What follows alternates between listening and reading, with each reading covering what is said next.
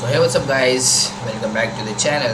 So today we're gonna see what if Deku had a cursed sun quirk.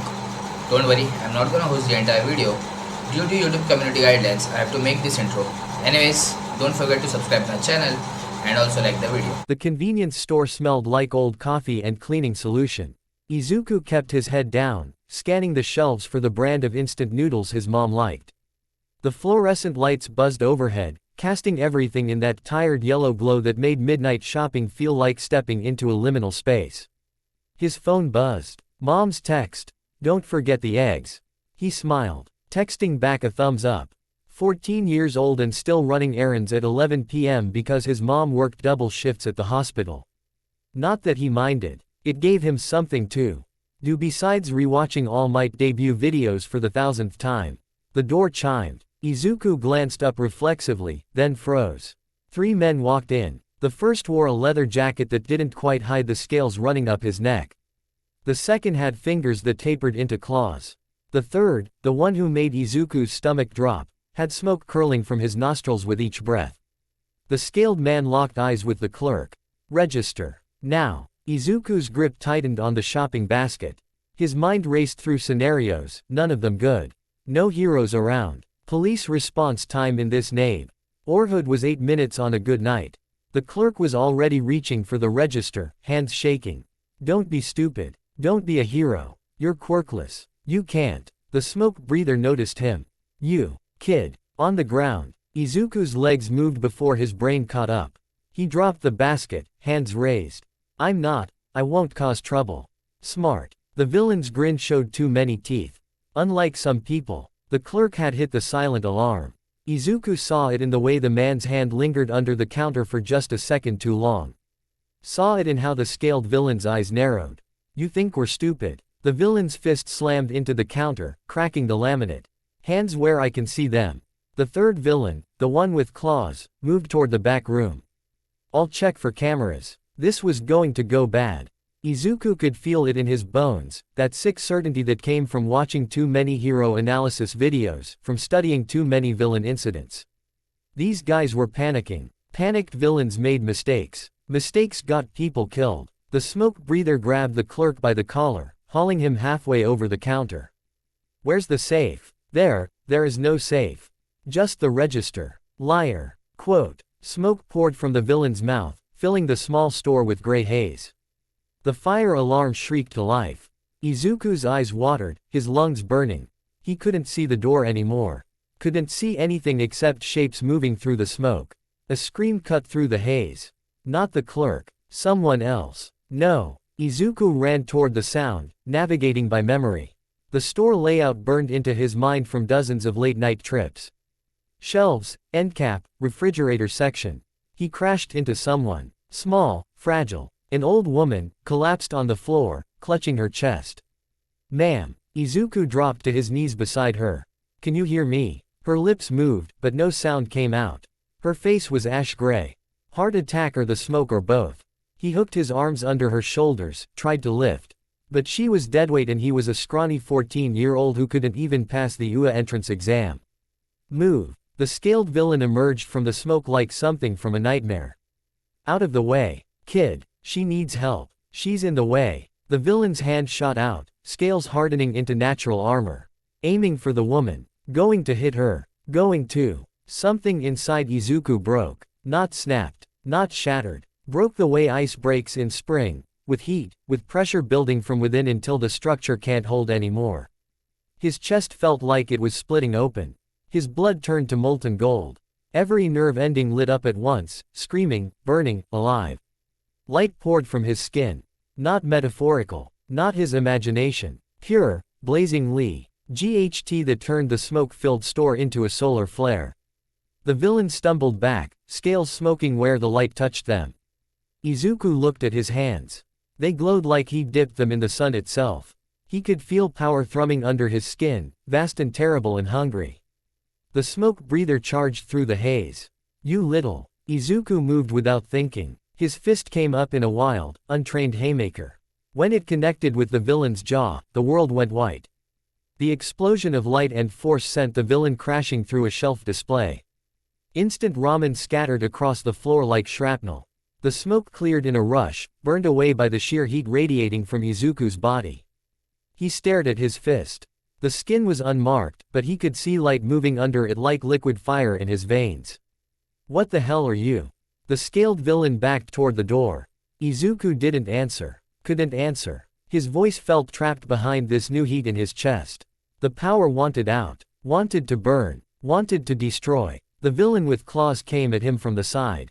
Fast, predatory. Claws extended toward Izuku's throat. Izuku raised his hand and the light responded. It burst from his palm in a concentrated beam that caught the villain mid-leap. The man screamed, crashing into the refrigerator section in a shower of broken glass and spoiled milk. Monster. The scaled villain turned to run. The power surged again. Izuku felt it build in his core, felt it demanding release. His vision tunneled. Everything except the fleeing villain faded to background noise. The whisper came from somewhere deep inside, not words exactly, but intention. Burn him. End him. Let me out. Stop. The voice cut through the haze. Familiar. Izuku's head snapped around. His mother stood in the store entrance. Shopping bag clutched in white-knuckled hands, face frozen in horror. The power died like someone had thrown a switch. Izuku collapsed, his legs giving out. The floor rushed up to meet him. His mom was there, catching him, her hands on his face. Izuku. Baby, what happened to you? He tried to speak. His throat was raw, his mouth dry as ash. Mom, the lady, she needs. Sirens wailed outside. Red and blue lights strobed through the store windows. His mom pulled him closer, and he realized with sick horror that his skin was still hot enough to hurt her. He tried to pull away but she wouldn't let go. It's okay, she whispered, even though her hands were shaking. It's okay, baby. I've got you. The old woman was being attended to by the clerk, who'd errantly found a spine once the villains were down. The scaled villain had made it to the door before a hero in midnight blue armor tackled him to the pavement. Izuku's vision swam. The last thing he saw before consciousness slipped away was his mother's face, tears streaming down her cheeks, lips moving in what might have been a prayer. Then nothing but darkness and the fading sensation of heat. He woke up in a hospital room that smelled like antiseptic and fear. The lights were dimmed, probably a mercy given how his head felt like it had been used for batting practice. An IV drip fed clear liquid into his arm. Monitoring equipment beeped a steady rhythm. His mom was asleep in the chair beside his bed, head tilted at an angle that would murder her neck when she woke up. Dark circles under her eyes. Still in her work scrubs. Izuku tried to sit up. His body protested, every muscle aching like he'd run a marathon.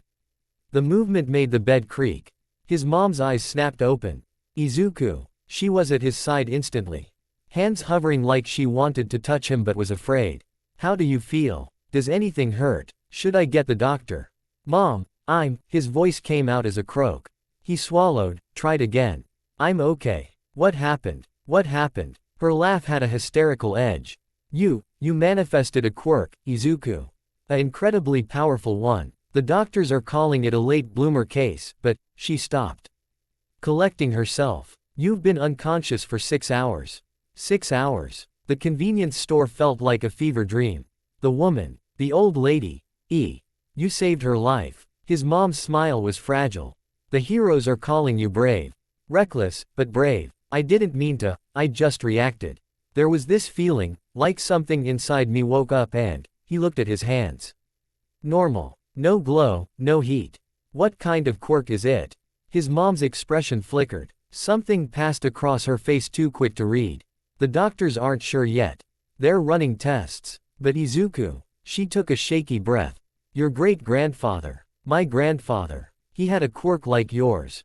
I never thought, the genetic counselors said it skipped generations, that you wouldn't. A knock interrupted her. The door opened to reveal a doctor in a white coat, a tablet tucked under one arm. He was young, maybe early 30s, with tired eyes and the kind of smile that doctors practiced for delivering bad news. Midoriya Izuku. He stepped inside, checking the tablet. I'm Drive. Hayashi. How are you feeling? Confused, mostly. That's understandable. Doctor. Hayashi pulled up a chair, sitting so he was at eye level with Izuku. Your quirk manifestation was unusual. Typically, quirks appear by age 4. Late manifestations at your age are extremely rare. We've run extensive tests. And, Dr. Hayashi swiped through screens on his tablet. Your quirk appears to be a solar energy manipulation type. You can generate and control intense heat and light, with potential for several applications we're still documenting. The preliminary classification is calling it, Cursed Sun. The name sent a chill through Izuku despite the summer heat. Cursed. It's what your great-grandfather called his quirk. Based on the similarities in manifestation in your family history, we believe you've inherited a modified version. The doctor's expression grew more serious. Izuku, I need you to understand something. Your quirk is powerful, possibly one of the most powerful we've documented in your age group. But it comes with significant risks. Izuku's mom gripped his hand. He squeezed back. Dr. Hayashi continued, we've detected anomalies in your cellular structure. When you use your quirk, it accelerates your metabolic processes to an extreme degree. In layman's terms, it burns through your body's resources at an unsustainable rate. What does that mean? It means every time you use your quirk at high intensity, you're aging yourself. Not visibly, but on a cellular level. Your telephone, omers, the protective caps on your chromosomes, show signs of degradation. If you'd used your quirk for even 30 seconds more during that incident, the damage could have been permanent. The words hit like a punch. So my quirk is killing me. Not exactly. Think of it like this: everyone has a finite amount of life energy. Your quirk draws on that reserve. Use it sparingly, you'll be fine. Use it recklessly. Dr. Hayashi trailed off, letting the implication hang. Izuku's mind raced. A quirk that consumed his lifespan. The irony was almost funny. He'd spent his whole life wanting to be a hero, dreaming of the day he'd have a quirk like All Might's. And now he had one. A quirk powerful enough to take down 3 villains without training. And it was killing him. Is there a way to control it? He asked. To use it safely. That's what we're hoping to determine. The Hero Commission has expressed interest in monitoring your development. With proper training and oversight. No. His mom's voice was flat. Final. Absolutely not. He's 14. He's not joining some hero program to be studied like a lab rat. Dr. Hayashi raised his hands peacefully. I'm not suggesting anything of the sort, Mrs. Midoriya. But your son will need guidance. Quirk counseling at minimum. Possibly specialized training to prevent accidental activation. The conversation continued, but Izuku tuned it out. He stared at his hands, wondering what they were capable of now. Wondering what price he'd have to pay for using that power. Wondering if All Might's smile would dim when he learned his biggest fan had a quirk designed to destroy. They discharged him 2 days later with a stack of paperwork, 3 appointments with quirk counselors, and a prescription for suppressants that made him feel like he was moving through molasses. His mom insisted he stay home from school for the rest of the week. Izuku didn't argue. The media had gotten hold of the story. Quirkless boy manifests rare power to save hostages, ran on every news site. His phone exploded with messages from classmates who'd ignored him for years suddenly wanting to know everything. Bakugo's message was the only one he opened: we need to talk. Izuku didn't respond. He wasn't ready for that conversation.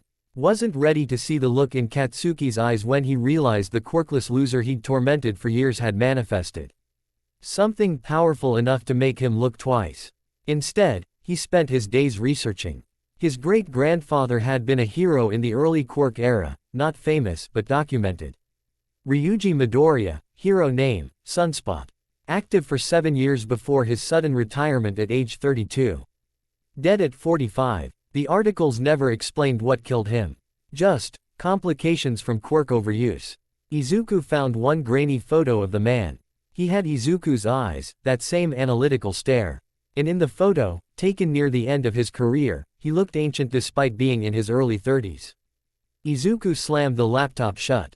His phone rang. Unknown number. He almost didn't answer, but something made him swipe to accept. Midoriya Izuku. The voice was professional, female, with an edge of authority. This is Midnight, calling on behalf of UA High School. Do you have a moment? Izuku nearly dropped the phone. Midnight. As in the pro-hero Midnight. The very same. I'll get straight to the point, PR. Principal Nezu has been reviewing your case. Your quirk manifestation was impressive. We'd like to offer you early consideration for UA's hero course. His heart stopped. Early consideration. The entrance exam isn't for 8 months. But given your circumstances, we're willing to conduct a preliminary evaluation. See if you're hero material. A pause. Interested. Yes. The word burst out before he could think. I mean, yes, I'm very interested. But I thought, my quirk, the risks. Every quirk has risks, Midoriya. The question is whether you're willing to master yours. Or you. He thought of the convenience store. The old woman. The feeling of power singing in his veins. The whisper urging him to burn, to destroy. I am, he said. Good. Be at UA's gated tomorrow morning, 6 a.m. sharp. Wear workout clothes. This won't be easy. She hung up before he could respond. Izuku sat there, phone clutched in shaking hands, and for the first time since waking up in that hospital bed, he smiled. UA looked different at dawn. The massive campus sprawled before him, all modern architecture and impossible ambition. Izuku stood at Gate A, gym bag slung over his shoulder, watching the sun rise over the main building. Midoriya. He turned. A man in black combat gear approached, his long dark hair pulled into a messy bun. Tired eyes studied Izuku from behind what looked like permanent dark circles. An odd scarf hung around his neck. No, not a scarf. Capture weapon. Eraserhead, Izuku breathed. I mean, sir. Aizawa Shota, right. Underground hero, specializes in covert operations and quirk-based villain apprehension. Your quirk is, save the fanboy routine. Aizawa stopped a few feet away, hands in his pockets. I'm here to evaluate whether you're worth our time. Follow me. They walked across campus in silence. Aizawa moved with a predator's economy of motion, no wasted energy. He led Izuku to a training ground designated as Field Gamma, a dense urban simulation with buildings and alleyways. Your quirk, Aizawa said without preamble. Show me. Izuku hesitated. I haven't really practiced. The doctors said. I don't care what the doctors said. I need to see what you can do. Controlled demonstration. Don't blow anything up. Easy for him to say. Izuku closed his eyes, reaching for Est. It was there, waiting. Always waiting. Like a fire banked down to coals, ready to roar to life at the slightest provocation. He let it trickle out. Just a little. Just enough to. Light blazed from his skin. Not the explosive burst from the convenience store, but a steady glow that too. RNED the early morning into artificial noon. Heat radiated from him in waves. He could feel the power there, massive and barely restrained, pressing against the walls of his control.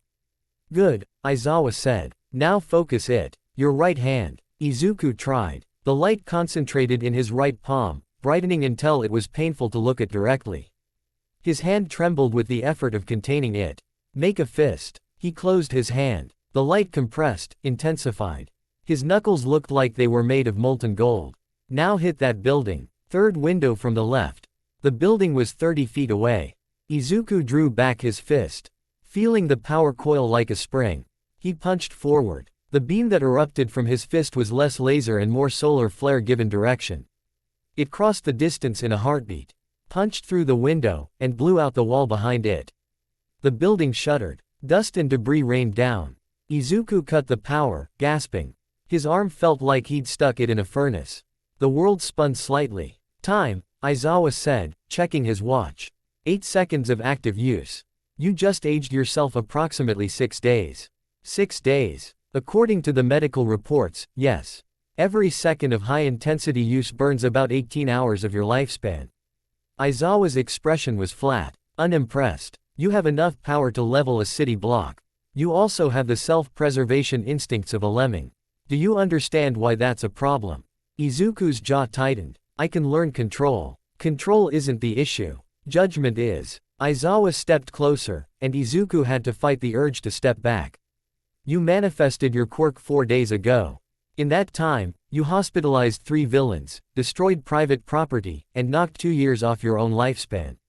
That's not heroism. That's a disaster waiting to escalate. I saved people. You got lucky. The next time you lose control, you might not. Aizawa's eyes narrowed. I've seen powerful quirks destroy their users before. Kids who thought they were invincible right up until their bodies gave out. I'm not interested in training another corpse. The words hit like a slap. Izuku wanted to argue, to defend himself, but what could he say? Aizawa was right. He didn't know what he was doing. Didn't know his limits. Didn't know if he had limits. So you're rejecting me, he said quietly. I'm telling you the truth. If you want to be a hero with that quirk, you need to accept reality. You're not All Might. You can't punch your way through every problem. You need strategy, discipline, and you need to be willing to walk away from fights you can't win without dying. Aizawa turned to leave, then paused.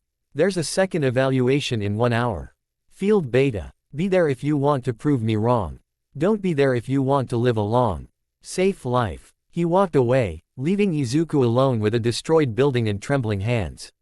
Izuku showed up to Field Beta. Of course he did. The training ground was different, more open, less urban. Combat arena style with reinforced walls and observation towers. A figure waited in the center. Blonde hair spiked up like explosion art. Red eyes that tracked Izuku's approach with predatory focus. Kachan. Bakugo Katsuki grinned, and it wasn't friendly.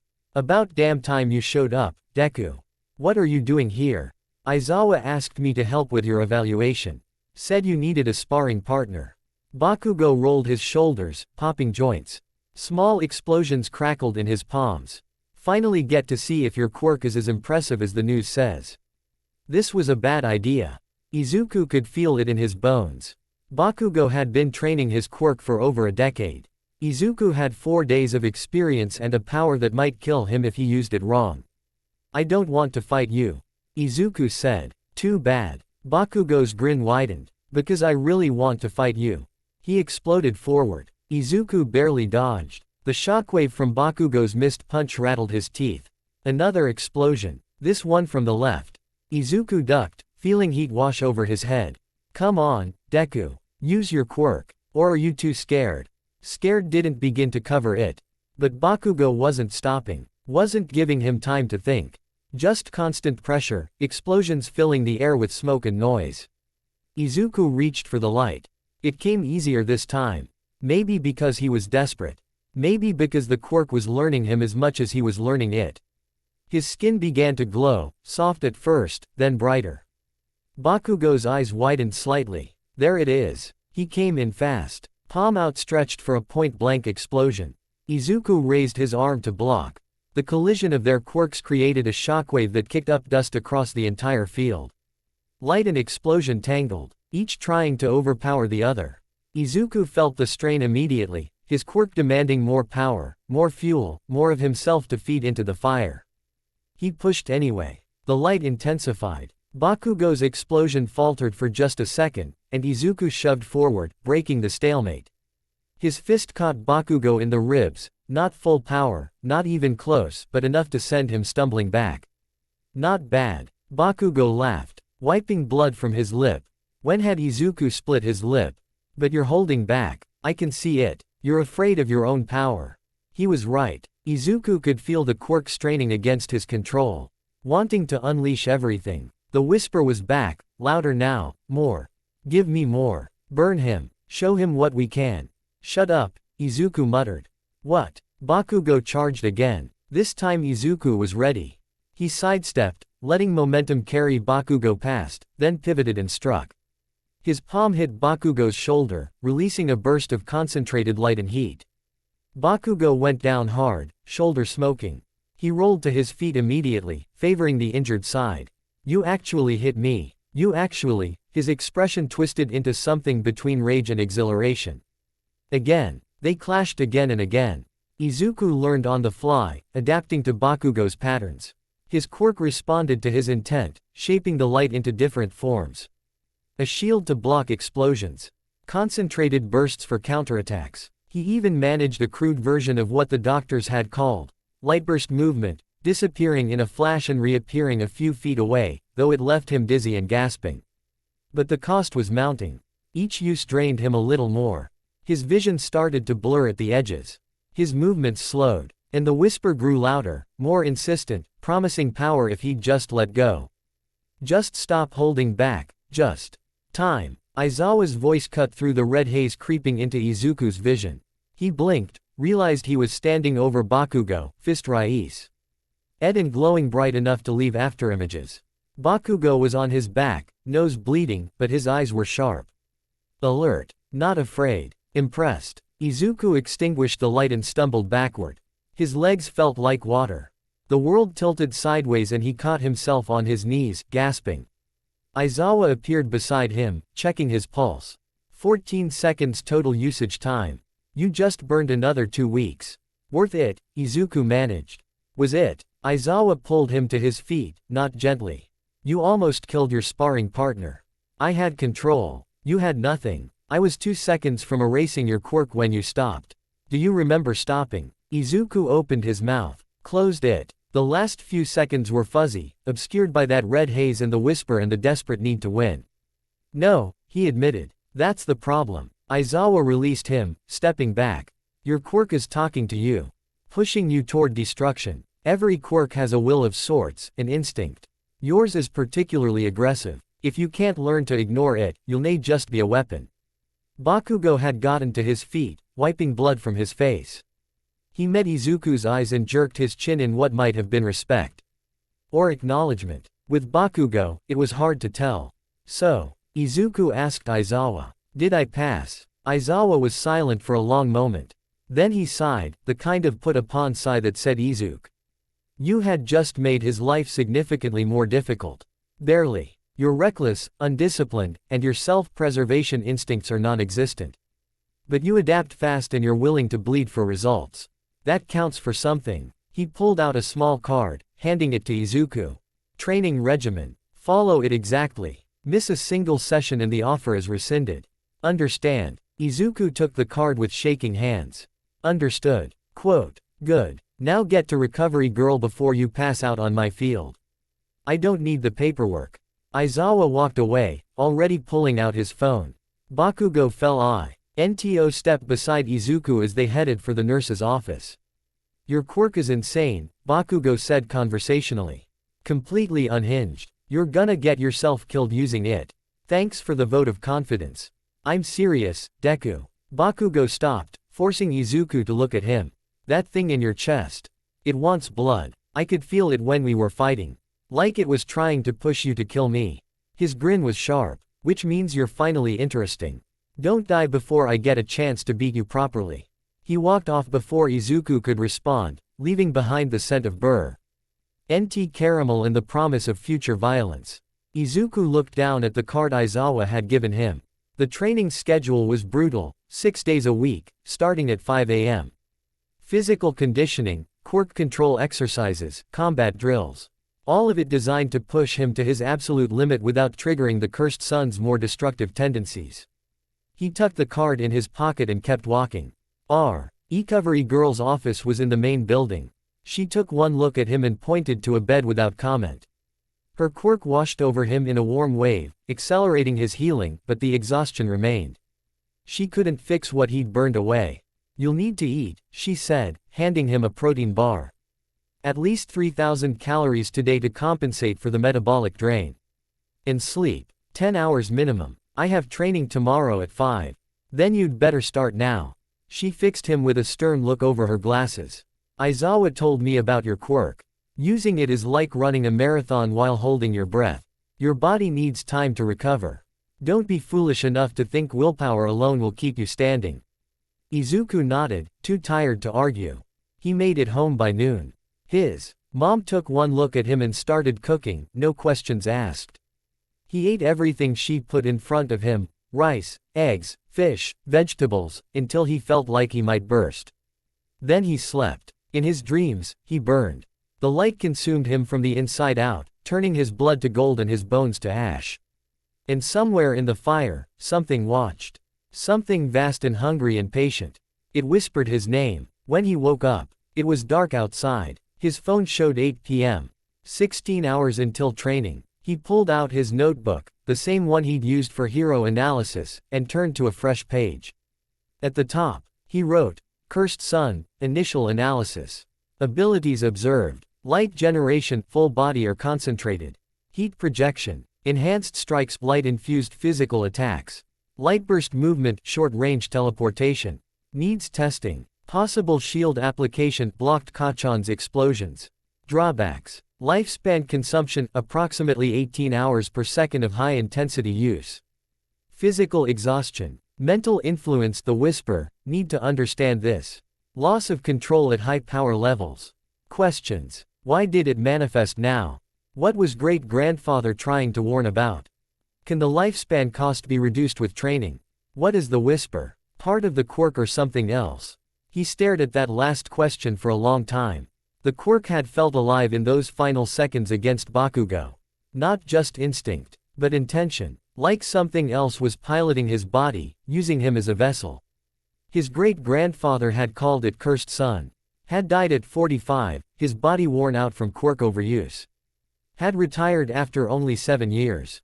What had he seen? What had he learned that made him stop being a hero? Izuku's phone buzzed. Text from an unknown number. This is Aizawa.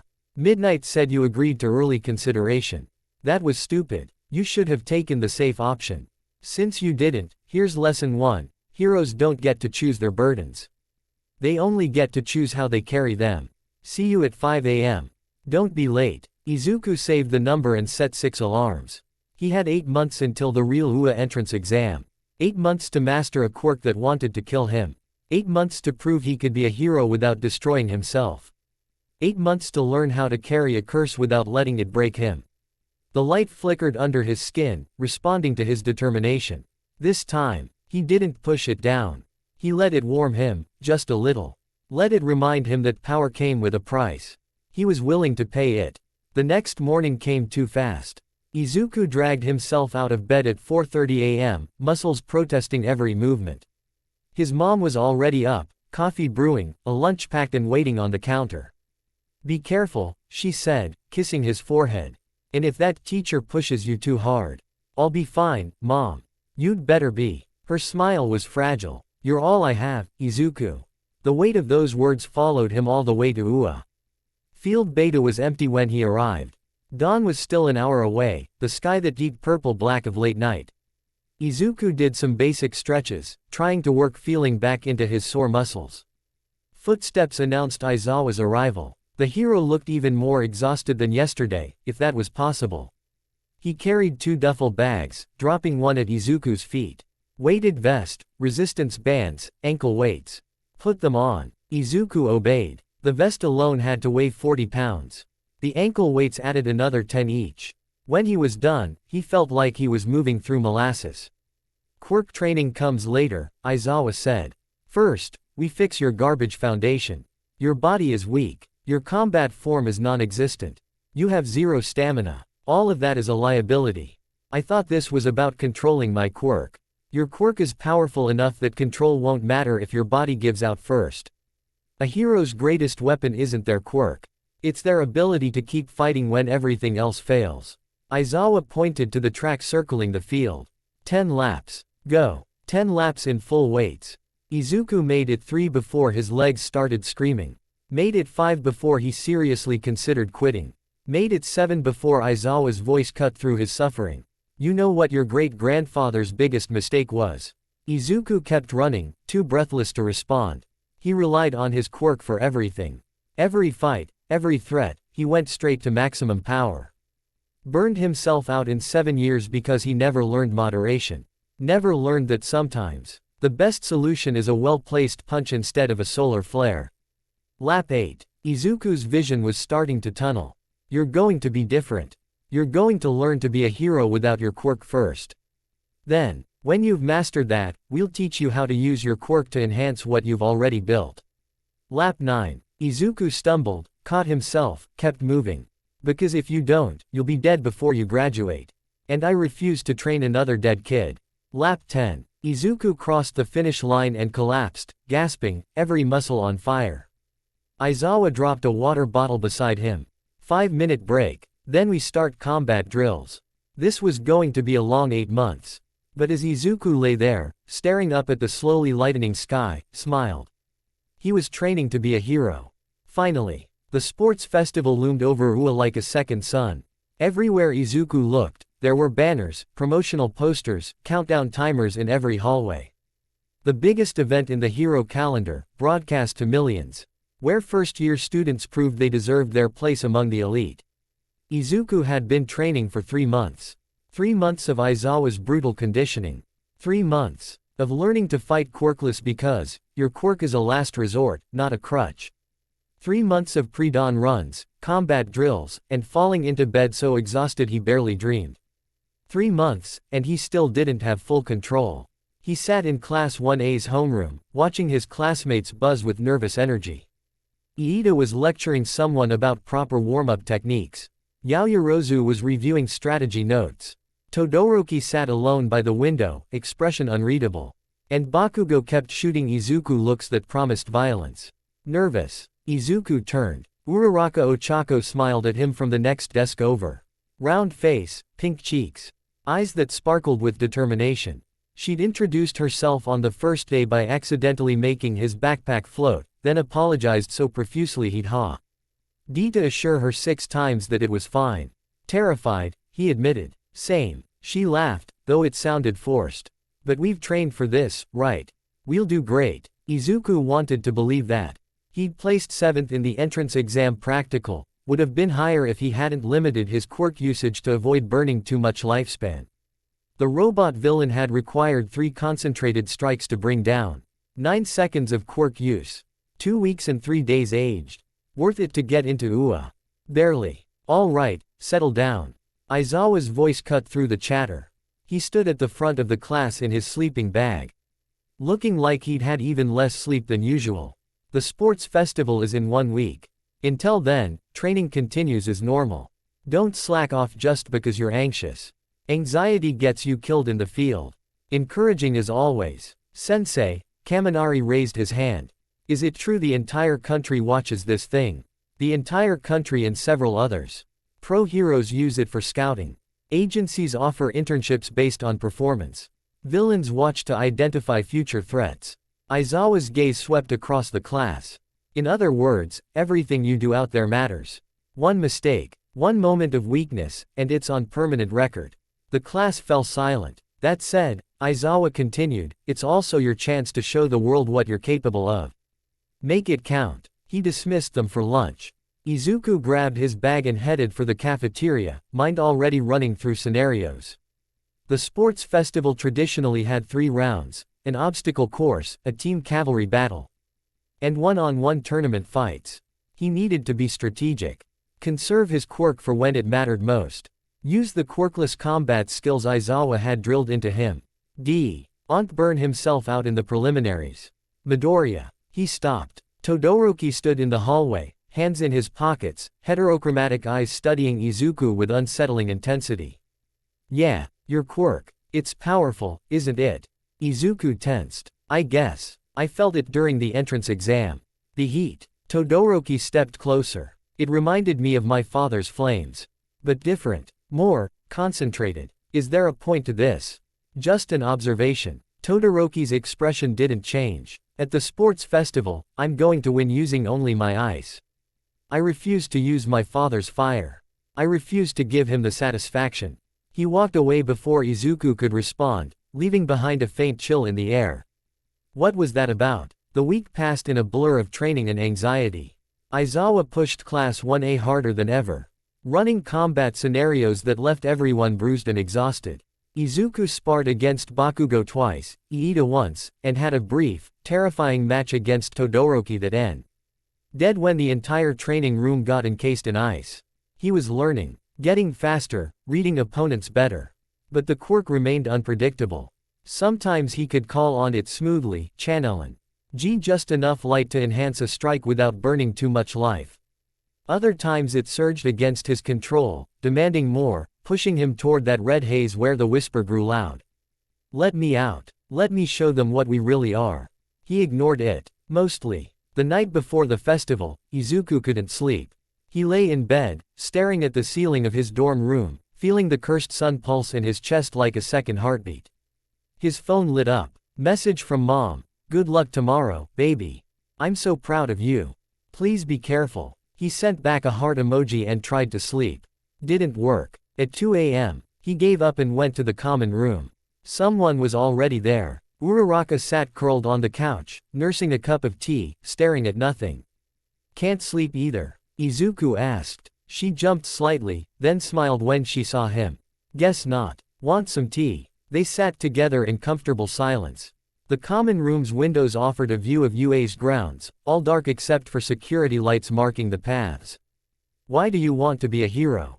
Uraraka asked suddenly. Izuku thought about it. When I was a kid, I watched a video of All Might saving people with a smile. He made it look easy. Made it look like hope was something simple, something anyone could have if they just believed hard enough. He paused. I want to give people that feeling. Even if it's hard. Even if it costs me. Even with your quirk. He looked at her. She met his gaze steadily. I've heard the rumors, she said. About what it does to you. Is it true? No point lying. Yeah. Every time I use it at high intensity, I age myself. The doctors can't say exactly how much time I have, but if I used it like I did at the entrance exam every day, I'd be dead before graduation. Uraraka's expression crumpled. That's horrible. It's the price. Izuku shrugged, trying to seem casual about it. Every quirk has drawbacks. Mine is just bigger than most. But you're still doing this. Still trying to be a hero.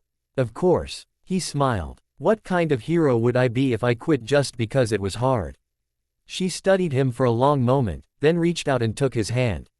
Her quirk activated, he felt himself become weightless. The usual heaviness of existence lifting for just a second. It was oddly peaceful. You're weird, Midoriya, she said, but she was smiling. Good weird. The kind of weird that makes people believe impossible things might work out. She released her quirk. Gravity returned. They talked until dawn, about nothing important. Favorite foods, childhood dreams, the terror of facing millions of viewers tomorrow. When the sun started to rise, painting the sky in shades of gold and pink, Uraraka yawned. We should probably get ready. Probably. Neither of them moved. Finally, Izuku stood, offering her a hand up. Let's give them a show worth watching. Yeah. Her grip was firm, determined. Let's. The festival stadium was massive. Izuku stood in the competitor tunnel, listening to the roar of the crowd. And tried not to throw up. Present Mike's voice boomed over the speakers, hyping up the audience, introducing the first-year Hero Course students one by one. Representing Class 1A, we have some serious heavy hitters. Bakugo Katsuki, whose explosion quirk took out 37 villain bots in the entrance exam. Todoroki Shoto, son of the number 2 hero, with a quirk that'll leave you hot and cold. And don't sleep on Midoriya Izuku, this kid went from quirkless to packing enough power to light up a city block. The crowd's reaction was mixed. Cheers, sure, but also nervous murmurs. Izuku had made the news after the convenience store incident. The burning boy, they'd called him. A potential threat wrapped in hero's clothing. No pressure. Class 1A filed into the stadium. The sunlight hit Izuku like a physical thing, warm and energizing. He felt the cursed sun respond, eager, ready, yet. Stay calm. All the first-year classes assembled in the center of the arena. Midnight stood on the announcer's platform in her provocative costume, R-rated hero smile firmly in place. Welcome to UA's sports festival. Let's have our student pledge. Bakugo marched up too. The microphone is Class 1A's representative. Izuku already knew this was going to be bad. I'm gonna crush all of you, Bakugo announced. Every single one. The crowd booed. The other students shouted protests. Bakugo just grinned. Classic Kachan. Midnight cracked her whip for silence. Thank you for that, spirited pledge. Now, let's begin. The first round is. The massive screen behind her lit up, displaying a complex obstacle course that wound through UA's grounds. A 4-kilometer race. The entire first-year student body will compete. The top 42 will advance to round 2. And just to keep things interesting. She grinned. No rules except one. Stay on the course. Everything else. Fair game. The crowd roared approval. Izuku's mind raced. 4 kilometers of obstacles wit. H200 students trying to sabotage each other. This wasn't a race. It was a battlefield. The students crowded toward the starting gate, a tunnel barely wide enough for 10 people shoulder to shoulder. Strategic bottleneck. The moment the race started, it would be chaos. Racers, take your positions. Izuku ended up in the middle of the pack. Not ideal, but not terrible. Todoroki was ahead and to the left. Bakugo was already cracking his knuckles, explosions popping in his palms. Midnight raised her whip. Ready. Izuku took a breath. Felt the cursed sun waiting. Set. 1 use. Maybe 2 if he was smart. That's all he could afford. Go. The mass of students surged forward. Bodies pressed together, everyone trying to squeeze through the tunnel at once. Shouting, shoving, quirks. Activating in flashes of light and sound. Todoroki made his move. Ice exploded from his right side, coating the ground, the walls, everything in a flash-frozen wave. Students' feet locked in place. Foe. R-ward momentum became a pileup as people crashed into each other, frozen in place. Todoroki walked over the ice like it was nothing, already pulling ahead. Bastard. Bakugo blasted free, explosions melting the ice around his feet. Izuku didn't hesitate. He called on the cursed sun. Light flared around his legs, just his legs, concentrating the power where it mattered. The ice beneath him melted instantly, turning to steam. He pushed off, using the momentum to vault over the frozen crowd. 2 seconds. 1 day aged. Worth it. He landed running, right behind the leaders. Todoroki glanced back, eyes widening slightly when he saw Izuku. Bakugo cursed and pushed harder, explosions propelling him forward. The tunnel opened into the first obstacle, robot villains from the entrance exam.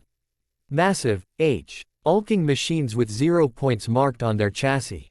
The same ones designed to be avoided. Dozens of them, blocking the path forward. Students scattered, looking for ways around. The robots, targeting systems activated. Focusing on the nearest threats.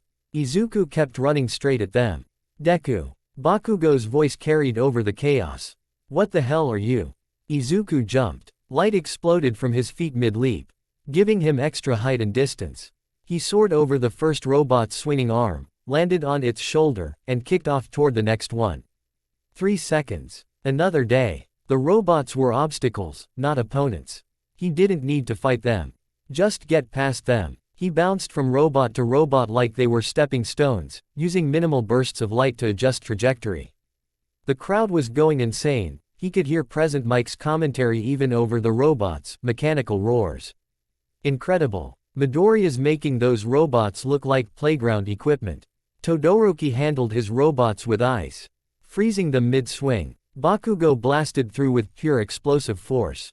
The 3 of them pulled ahead of the pack, racing toward the second obstacle. The fall. A massive chasm spanned the course, crossed only by tightropes and narrow pillars. No safety nets visible. A fall wouldn't kill you, UA had protections for that, but it would end your race. Todoroki created an ice path, running across like it was solid ground. Bakugo used controlled explosions to blast from pillar to pillar. Izuku looked at the tightropes and made a decision. He ran straight for the edge and jumped. For a heartbeat, he was falling. Wind rushed past, the bottom of the chasm rising to meet him. Then he activated lightburst movement. The technique was still experimental. Aizawa had forbidden him from using it in training after the first attempt left him unconscious for an hour. But Izuku had been studying it, theorizing how it worked. His body converted to pure light for a fraction of a second, traveling instantaneously from one point to another. The drain was massive, but the distance covered was worth it. He reappeared on the far side of the chasm in a flash of golden light. 7 seconds total quirk use. 3 days aged. The crowd's roar was deafening. Present Mike was screaming something about teleportation. Izuku didn't stop to listen. He ran. The third obstacle appeared ahead, the minefield. Pink markers dotted the ground, indicating where the mines were buried. Most students would have to pick their way carefully through. The leaders were already slowing down, trying to find safe paths. Izuku had a different idea. He stopped at the minefield's edge and closed his eyes. Concentrated. The cursed sun pulsed in his chest, eager and hungry. Just a little more. One big push. He slammed both palms into the ground. Light erupted from the point of contact, flooding through the earth like liquid fire. Every mine in a 15-meter radius detonated simultaneously. The explosions created a chain reaction. More mines going off in a cascading wave of pink smoke and force. And in the center of it all, Izuku rode the shockwave like a surfboard. The force launched him forward, over the minefield. Past Todoroki and Bakugo, straight toward the finish line. He used lightburst movement one more time to adjust his trajectory, landing in a roll that brought him to his feet just meters from the stadium entrance. Total quirk usage, 14 seconds. 2 weeks aged. He crossed the finish line first. The stadium exploded with sound. Cheering, screaming, Present Mike's voice cracking as he announced Izuku's victory. The other students were still navigating the obstacles behind him. He'd won by nearly a full minute. Izuku collapsed to his knees, gasping. The world spun. His body felt like one giant bruise.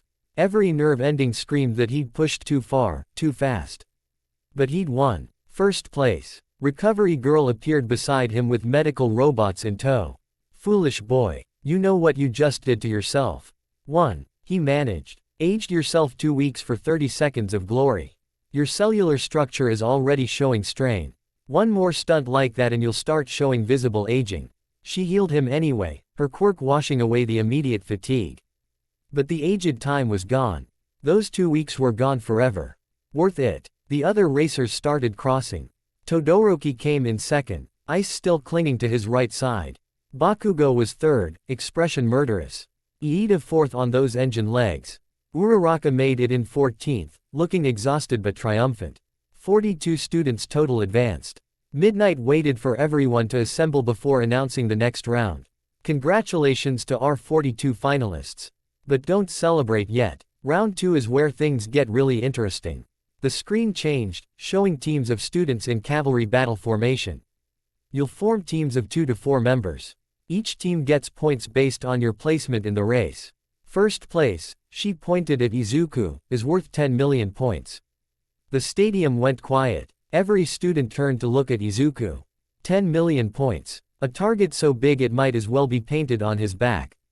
The cavalry battle lasts 15 minutes, Midnight Conti, protect your own points, and try not to die. The top 4 teams advance to the final tournament. Choose your teammates wisely. Students immediately started forming groups. Izuku stood alone, watching teams coalesce around strong leaders. Nobody approached him. Of course not. Team up with the 10 million point target. That was suicide. Better to form their own teams and hunt him down together. Midoriya. He turned. Uraraka stood there, determination blazing in her eyes. I'll team with you. You know I'm the target, right? Everyone will come after us. Quote. I know. She smiled. That's why you need someone watching your back. Footsteps announced another arrival. Iida adjusted his glasses. I would be honored to join your team as well, Midoriya. Your victory was most inspiring. Iida. Additionally, my quirk's speed will prove valuable for defensive maneuvers. A third voice, you'll need long-range support. They all turned. Tokiyami stood there, dark shadow manifesting beside him like a piece of living darkness. My quirk excels at keeping enemies at a distance. If you're willing to have me, I'll join. Izuku looked at the 3 of them. Uraraka's gravity manipulation for mobility and enemy disruption. Iida's speed for quick repositioning. Tokiyami's dark shadow for defense and offense at range. It could work. Okay, he said. Let's do this. But I'm not the rider. I'll be support. What? Uraraka blinked. But you're the strongest. And the biggest target. If I'm in the back, I can use my Q. Yerk defensively without risking the headband. Tokiyami should ride. They argued for a minute before seeing his logic. Tokiyami became the rider, Izuku and Iida on the sides, Uraraka in front. The teams assembled on the field.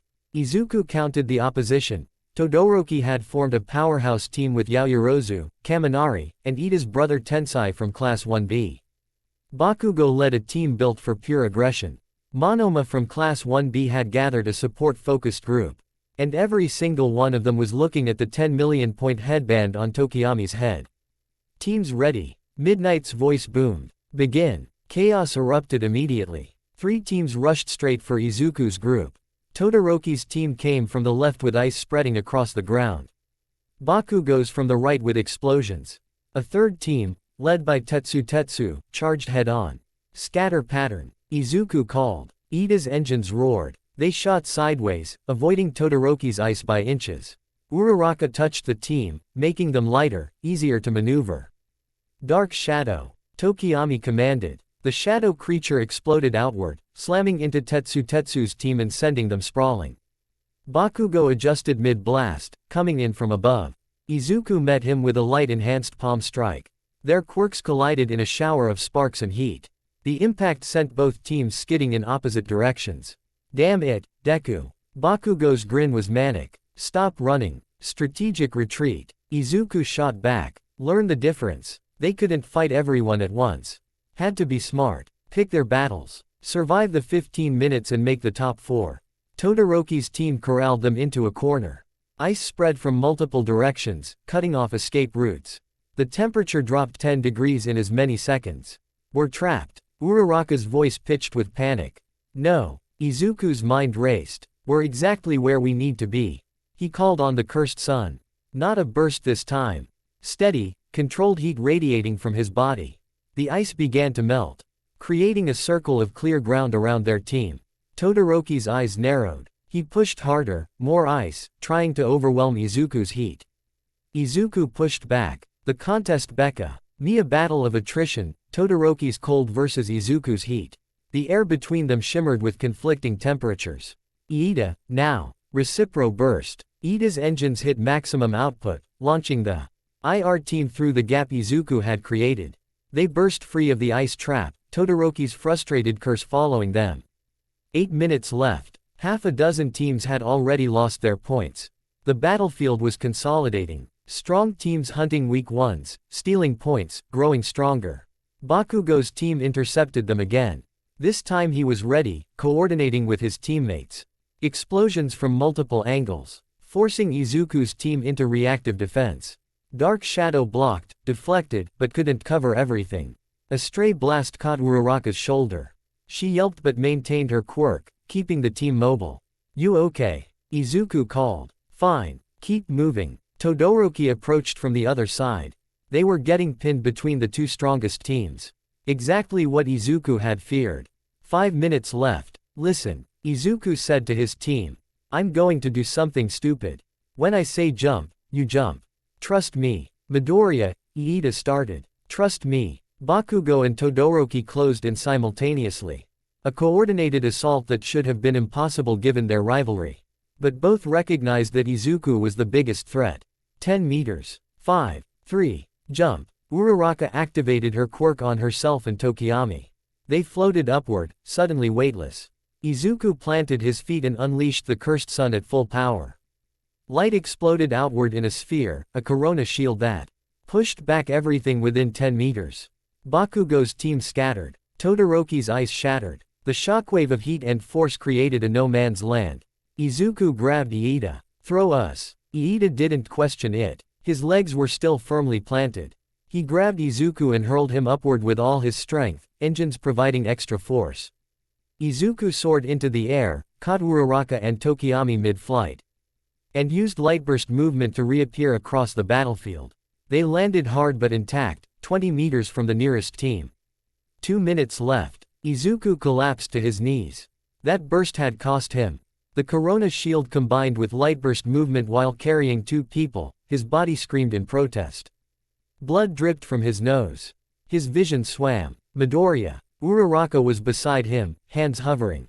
Are you? I'm fine. Keep moving. They limped toward the center of the arena. Other teams circled like sharks, but none engaged. Too close to the end. Too risky to commit. 1 minute. Todoroki made a final attempt. Ice racing across the ground. But Iida's Recipro burst was ready, one last push that put them out of range. 30 seconds. Bakugo launched himself through the air, palm outstretched for one last explosion.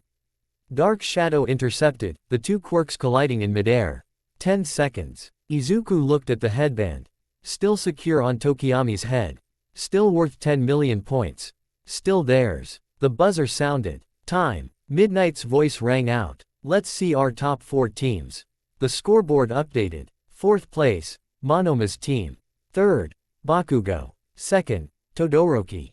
1st, Midoriya's team. 10 million points intact. The stadium erupted. Izuku let himself fall backward, staring at the sky, every muscle screaming.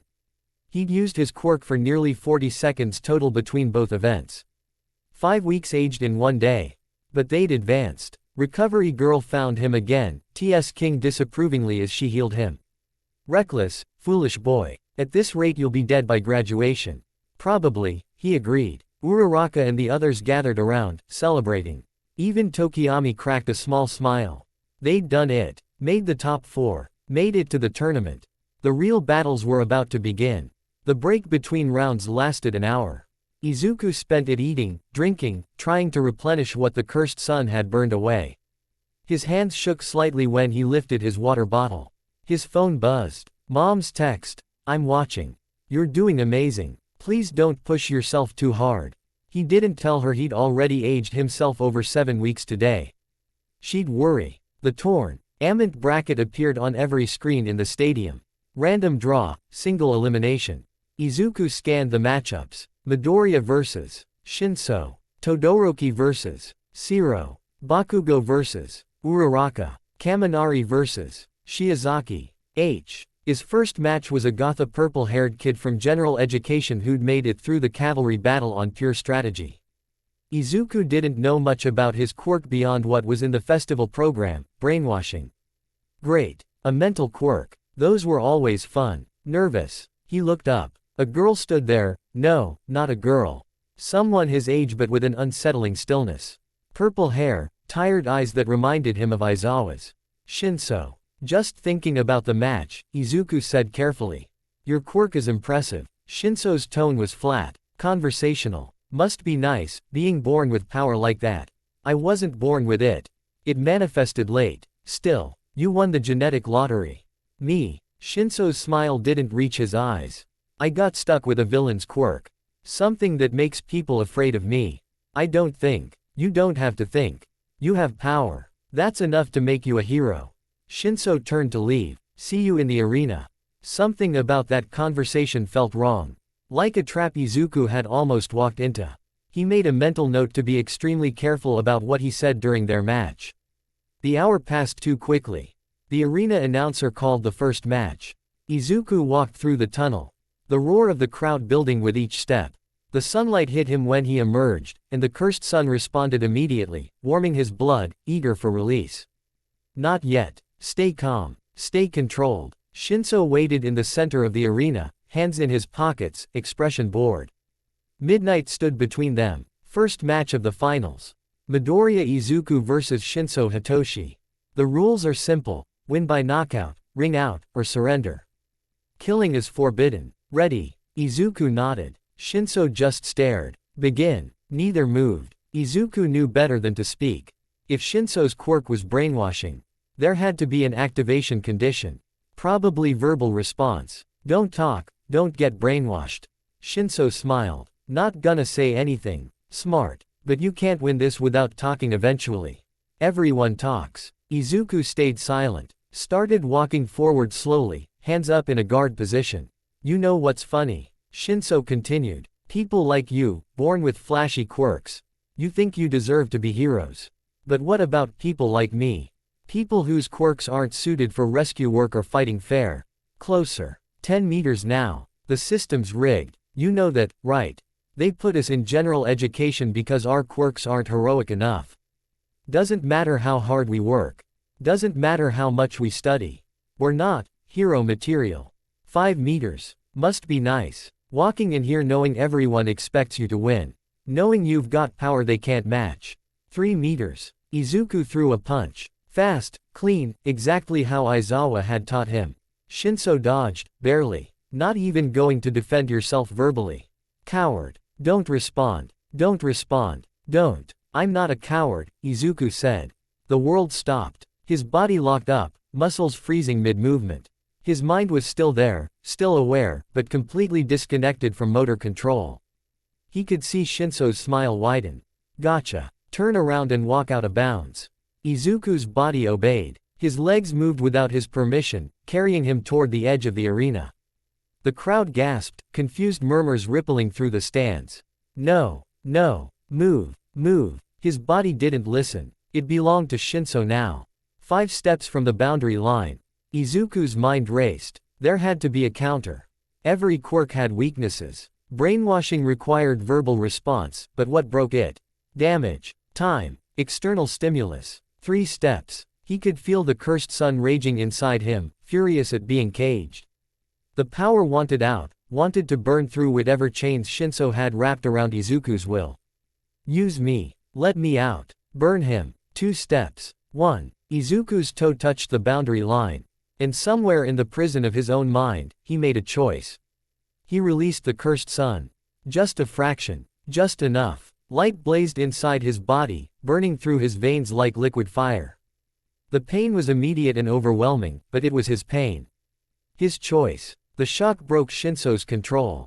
Izuku's body unlocked. He spun, catching himself on the boundary line with inches to spare. His skin glowed faintly, light bleeding through like he'd swallowed the sun. Shinso's eyes widened. What? Izuku launched forward. Pure quirkless combat, no light enhancement. A feint left, then a right hook that caught Shinso on the jaw. The purple-haired boy stumbled. Izuku swept his legs, putting him on his back. I'm not a coward, Izuku said, standing over him. And your quirk isn't villainous. It's just a tool. What matters is how you use it. Shinso stared up at him, something unreadable in his expression. Then he smiled. Yeah, maybe you're right. He didn't get up. Winner, Midoriya Izuku. The crowd roared. Izuku helped Shinso to his feet. The other boy accepted the hand, wincing. That hurt, Shinso said. Sorry. Don't be. First time someone's broken my control like that. Most people panic, try to fight it mentally. He shook his head. You hurt yourself to snap out of it.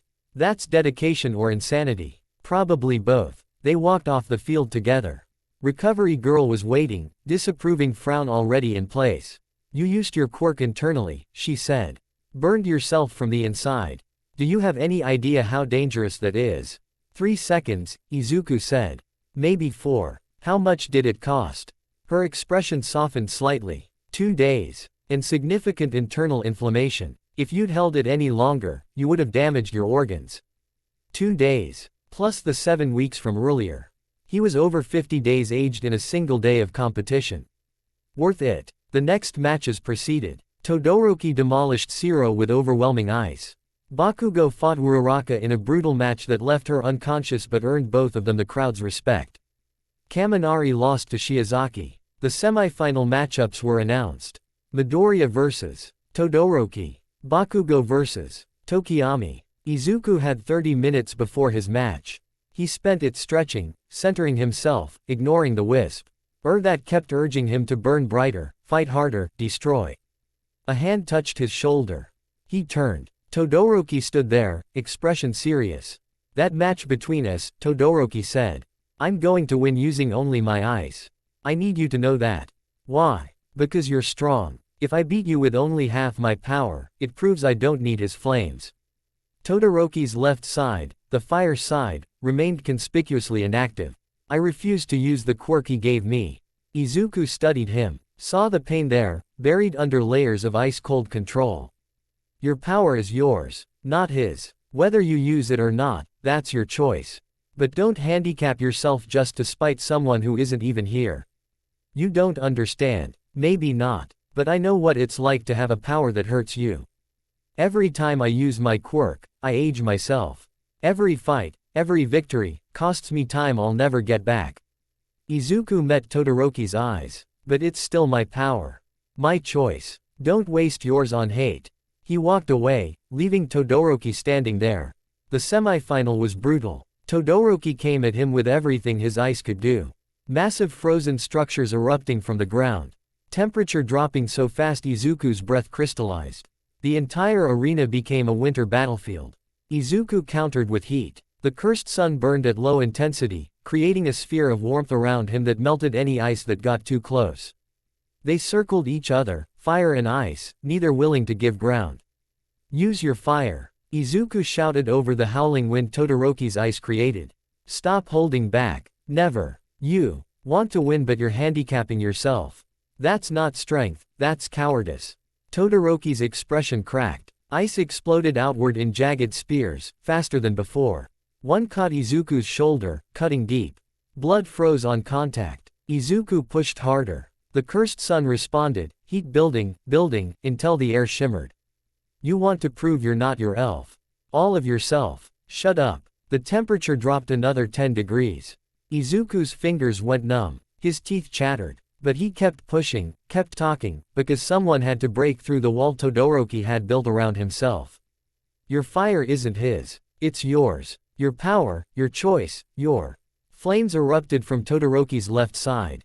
Massive, overwhelming. A pillar of fire that met Izuku's light in the center of the arena. The collision created a shockwave that shattered every piece of ice on the field. Steam filled the air, obscuring everything. When it cleared, both of them were on the ground, exhausted, burnt, frozen. At their absolute limits, Izuku tried to stand. His legs wouldn't cooperate. The cursed sun had burned too much, taken too much. He'd used it for nearly 2 minutes straight.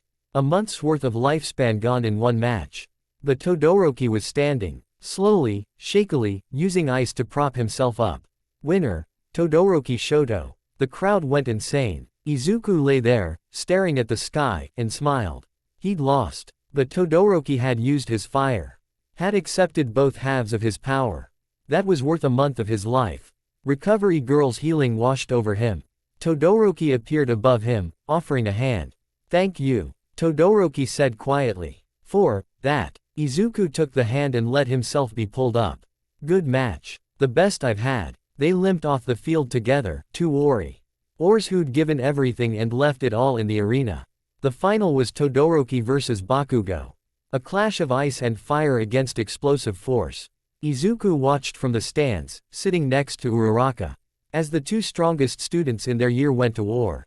It was magnificent and terrible. Bakugo's raw power against Todoroki's dual nature. In the end, Bakugo won by the narrowest margin, his explosive. On breaking through Todoroki's defense at the last possible second. The awards ceremony was surreal. All Might himself appeared to present the medals. Izuku got third place, standing on the podium while the greatest hero in the world placed a bronze medal around his neck. Young Midoriya, All Might said, voice low enough only Izuku could hear. That was incredible. Your power, your spirit, you truly are hero material. Coming from All Might, it meant everything. The festival ended. Students dispersed, heading home or back to the dorms. Izuku checked his phone. News sites were already posting highlight reels. First-year student loses month of life for third place, ran one headline.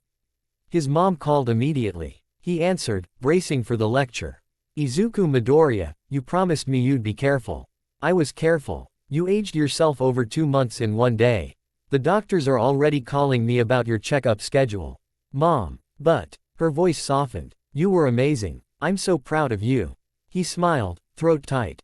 Thanks, Mom. They talked for a while longer before she had to go back to work. Izuku ended the call and sat on a bench outside the stadium, watching the sun set. A shadow fell over him. He looked up. A man stood there, wearing all black, face obscured by a hood.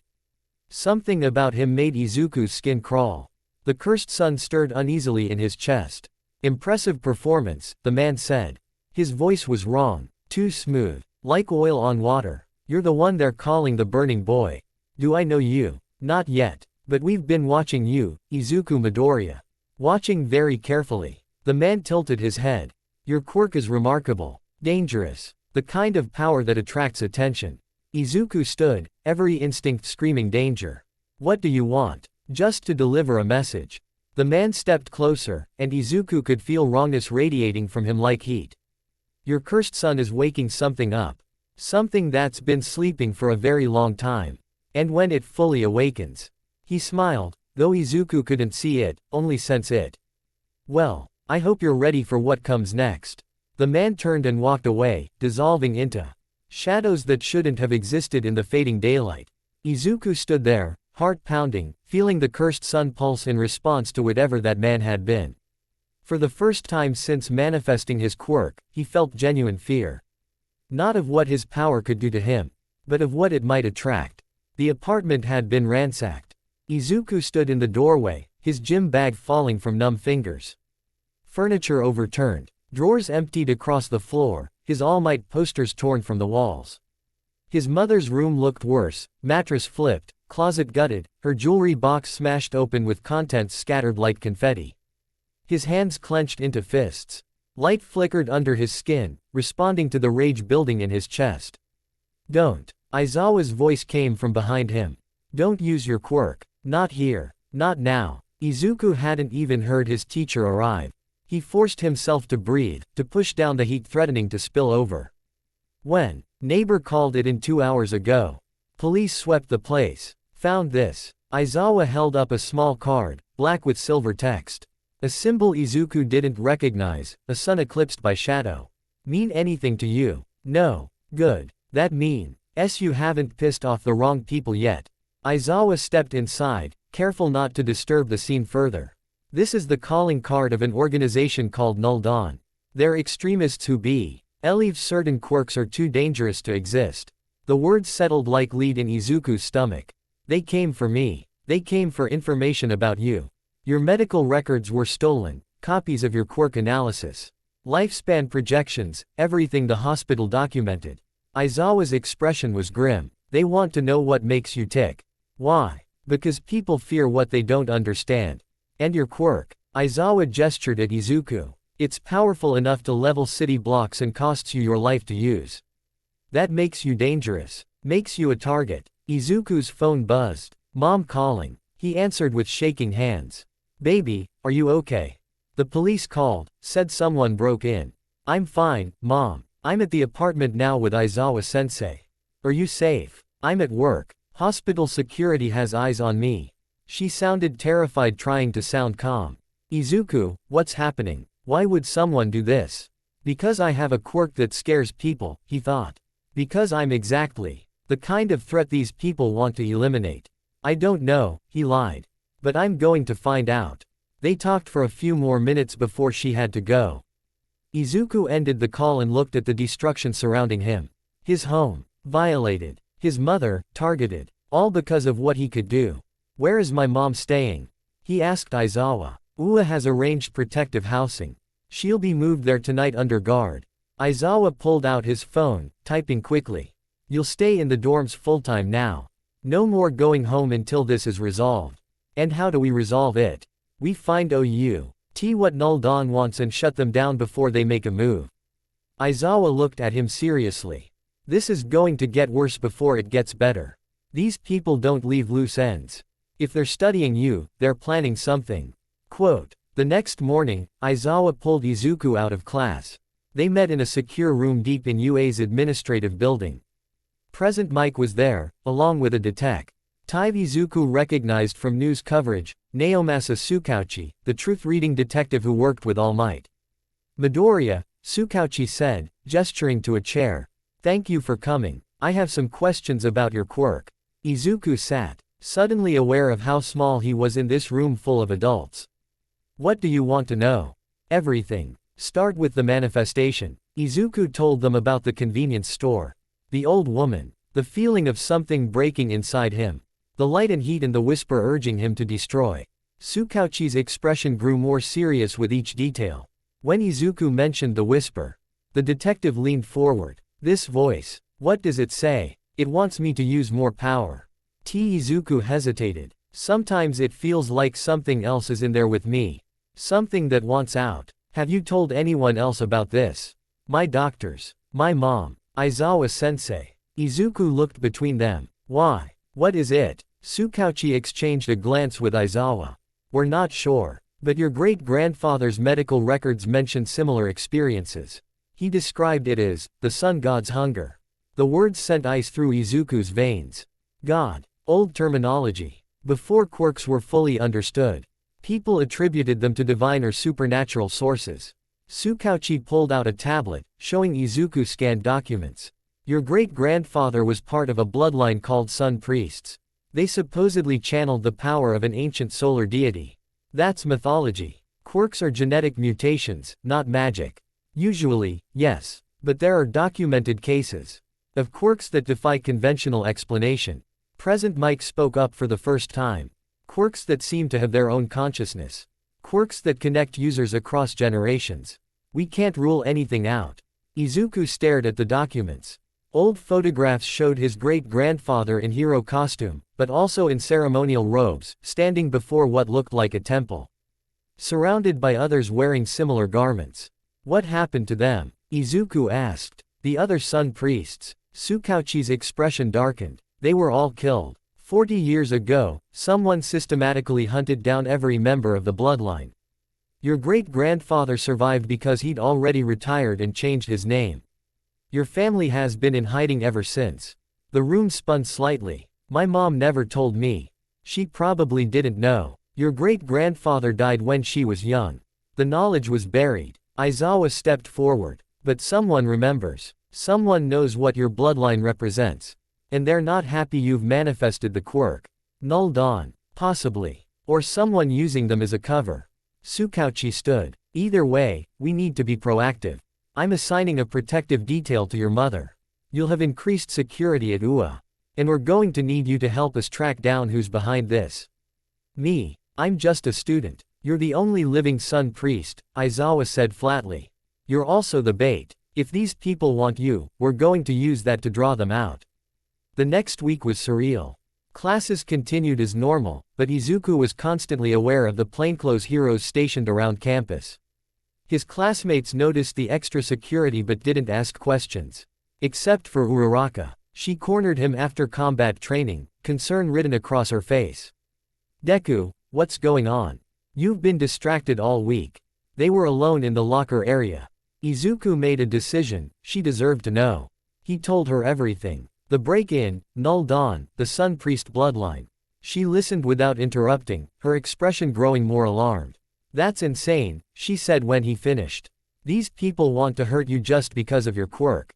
They think I'm dangerous. Maybe they're right. Don't say that. Her hand found his shoulder, squeezing. Your quirk doesn't define you. You do. And you've proven over and over that you want to save people, not hurt them. But what if the cost gets too high? What if using my quirk to save someone means I don't have enough time left to save everyone else? Uraraka was quiet for a moment. Then, you can't save everyone, Deku. Nobody can. Not even All Might. But you can save the people in front of you. Isn't that enough? It should be. It really should be. His phone buzzed. Text from an unknown number. Lab 7, Industrial District.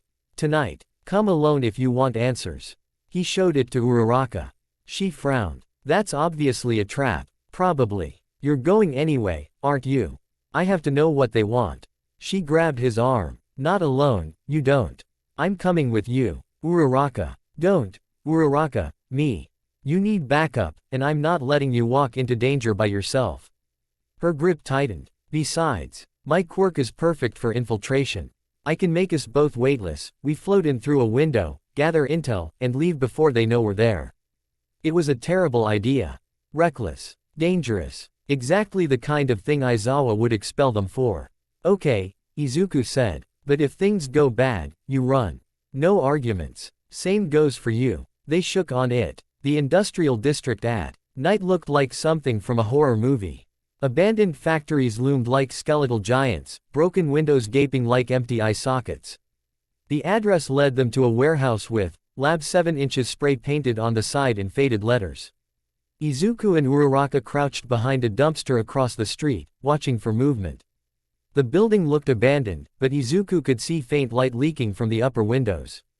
Still think this is a good idea? Uraraka whispered. Nope. You. Not even a little. They crossed the street in a sprint. Uraraka touched them both, activating zero gravity.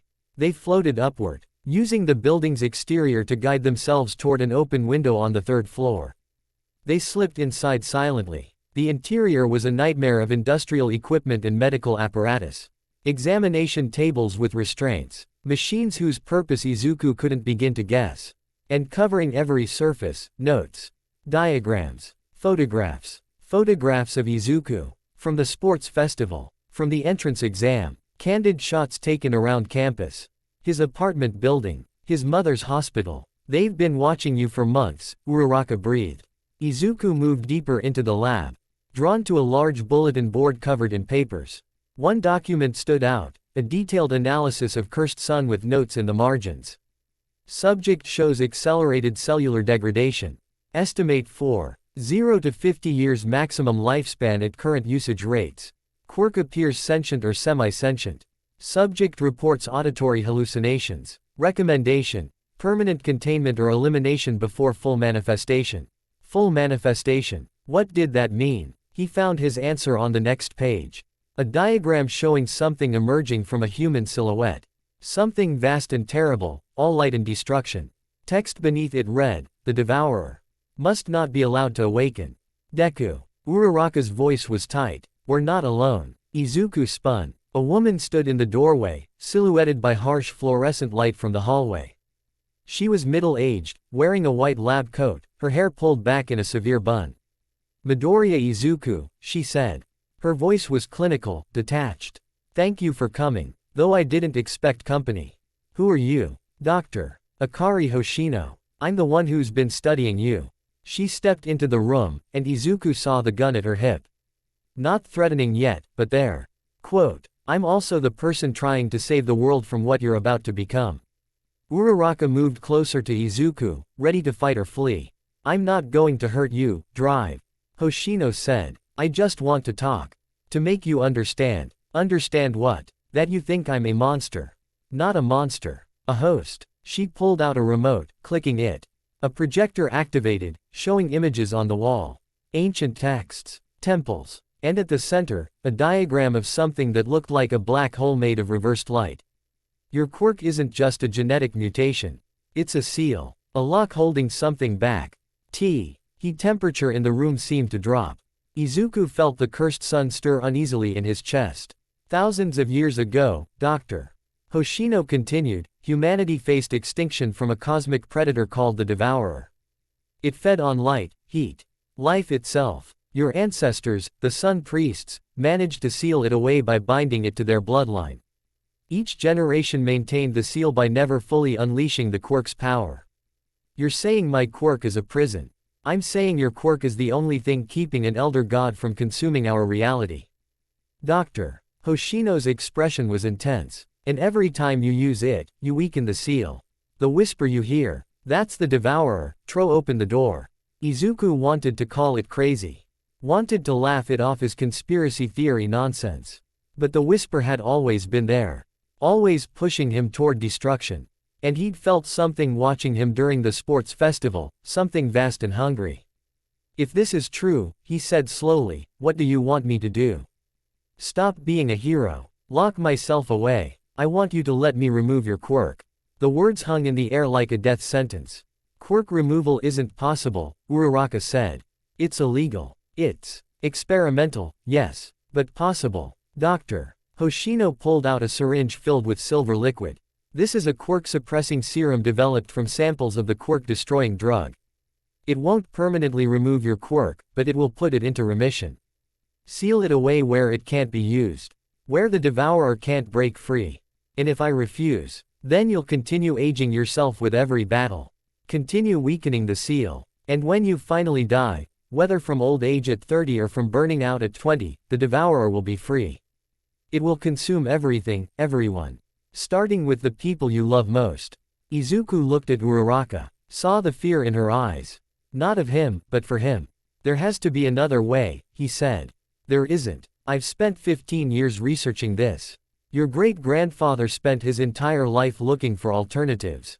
There is no way to safely wield Cursed Sun. It will always end in catastrophe." The Cursed Sun pulsed in his chest.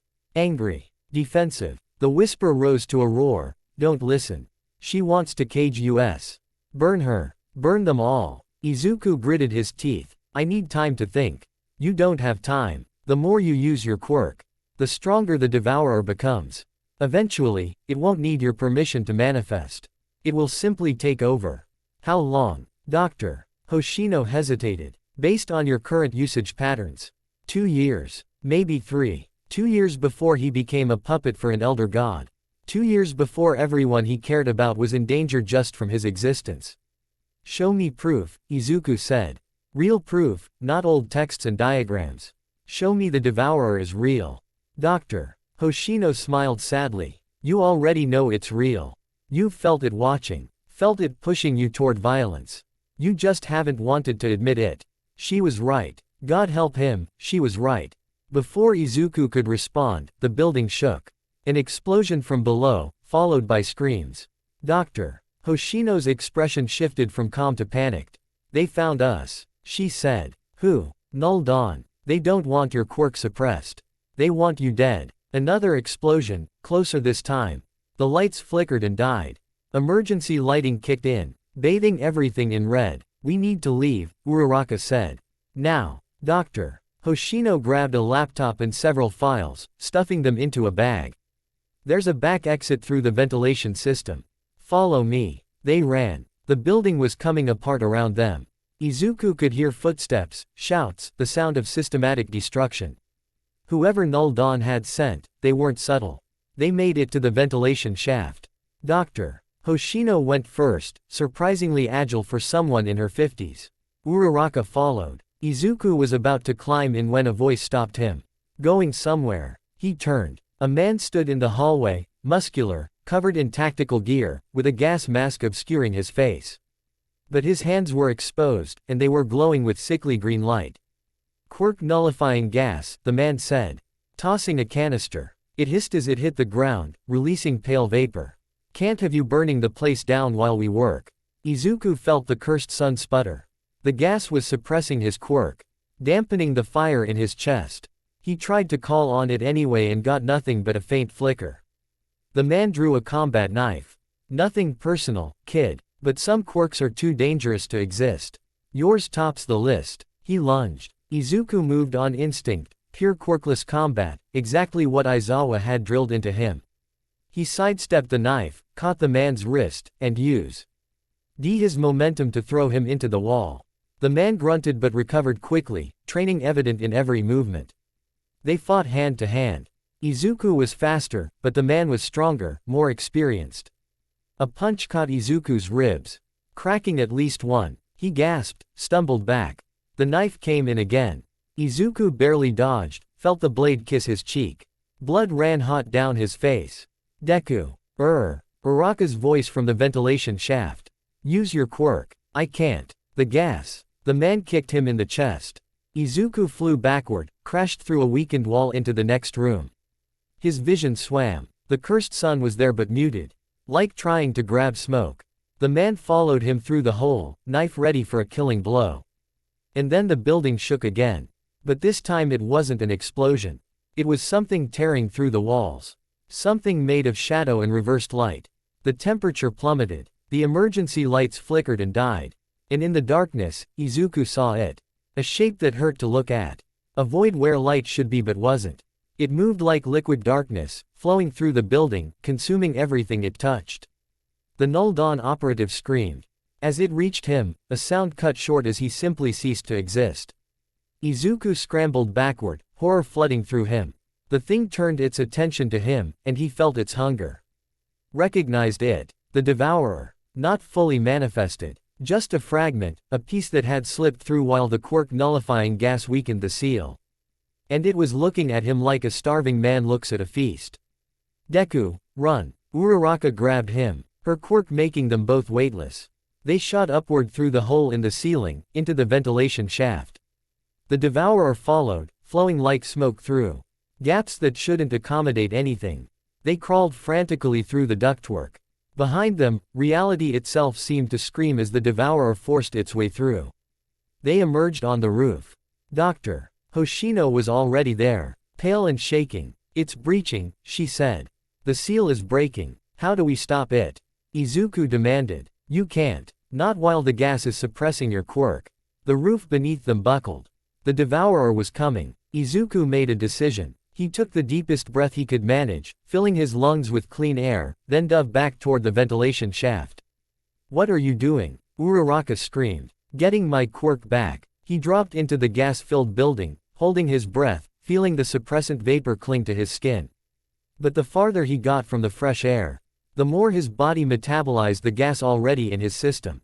The cursed sun flickered. Weak, but there. The devourer manifested in front of him. Up close, it was worse than anything he'd imagined. A hole in existence wearing the shape of something that might once have been alive. It reached for him with appendages made of stolen light.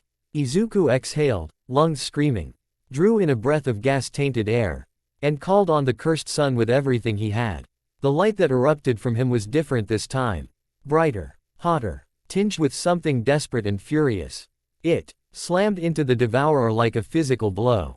The creature recoiled, shrieking in a voice that existed only in Izuku's mind. The light burned it, pushed it back, forced it toward whatever hole it had crawled through. Izuku poured more power into the assault. Felt his lifespan burning away like paper in a furnace. Didn't care. He had to seal the breach. Had to push this thing back before it fully manifested.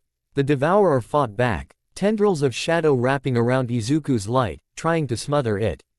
But Izuku was the Sun Priest, the inheritor of a power designed specifically to cage this thing. Get back, he roared. Back to whatever hell you came from. The light intensified. Corona shield at maximum output, pushing outward in all directions. The building groaned, walls cracking from the temperature and pressure. The devour time and collapsed inward, sucked back through the breach like water down a drain.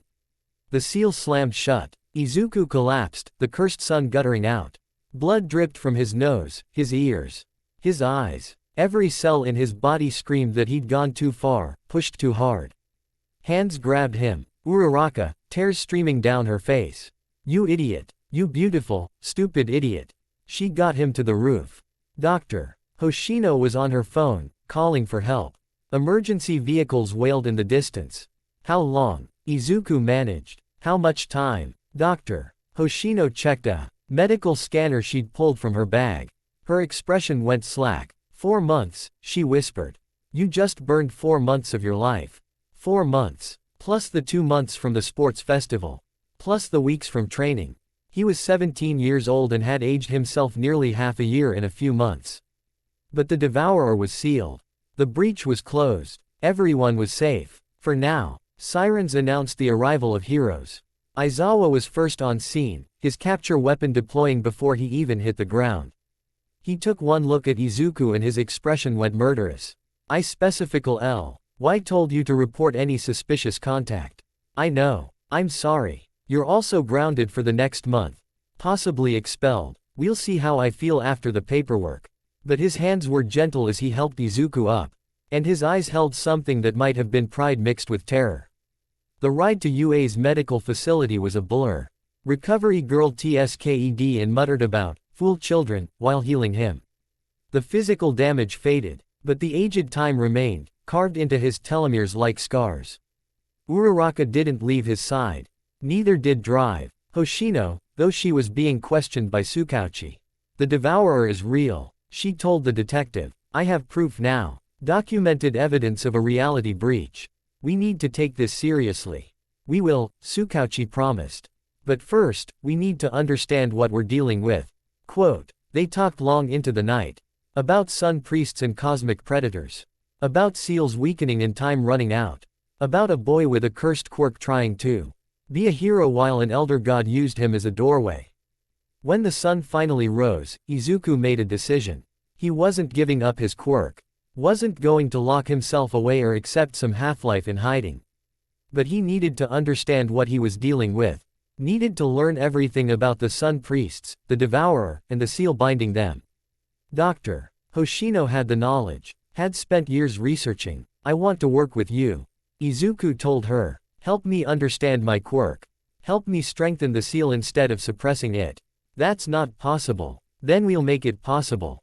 You said why ancestors maintained the seal for generations.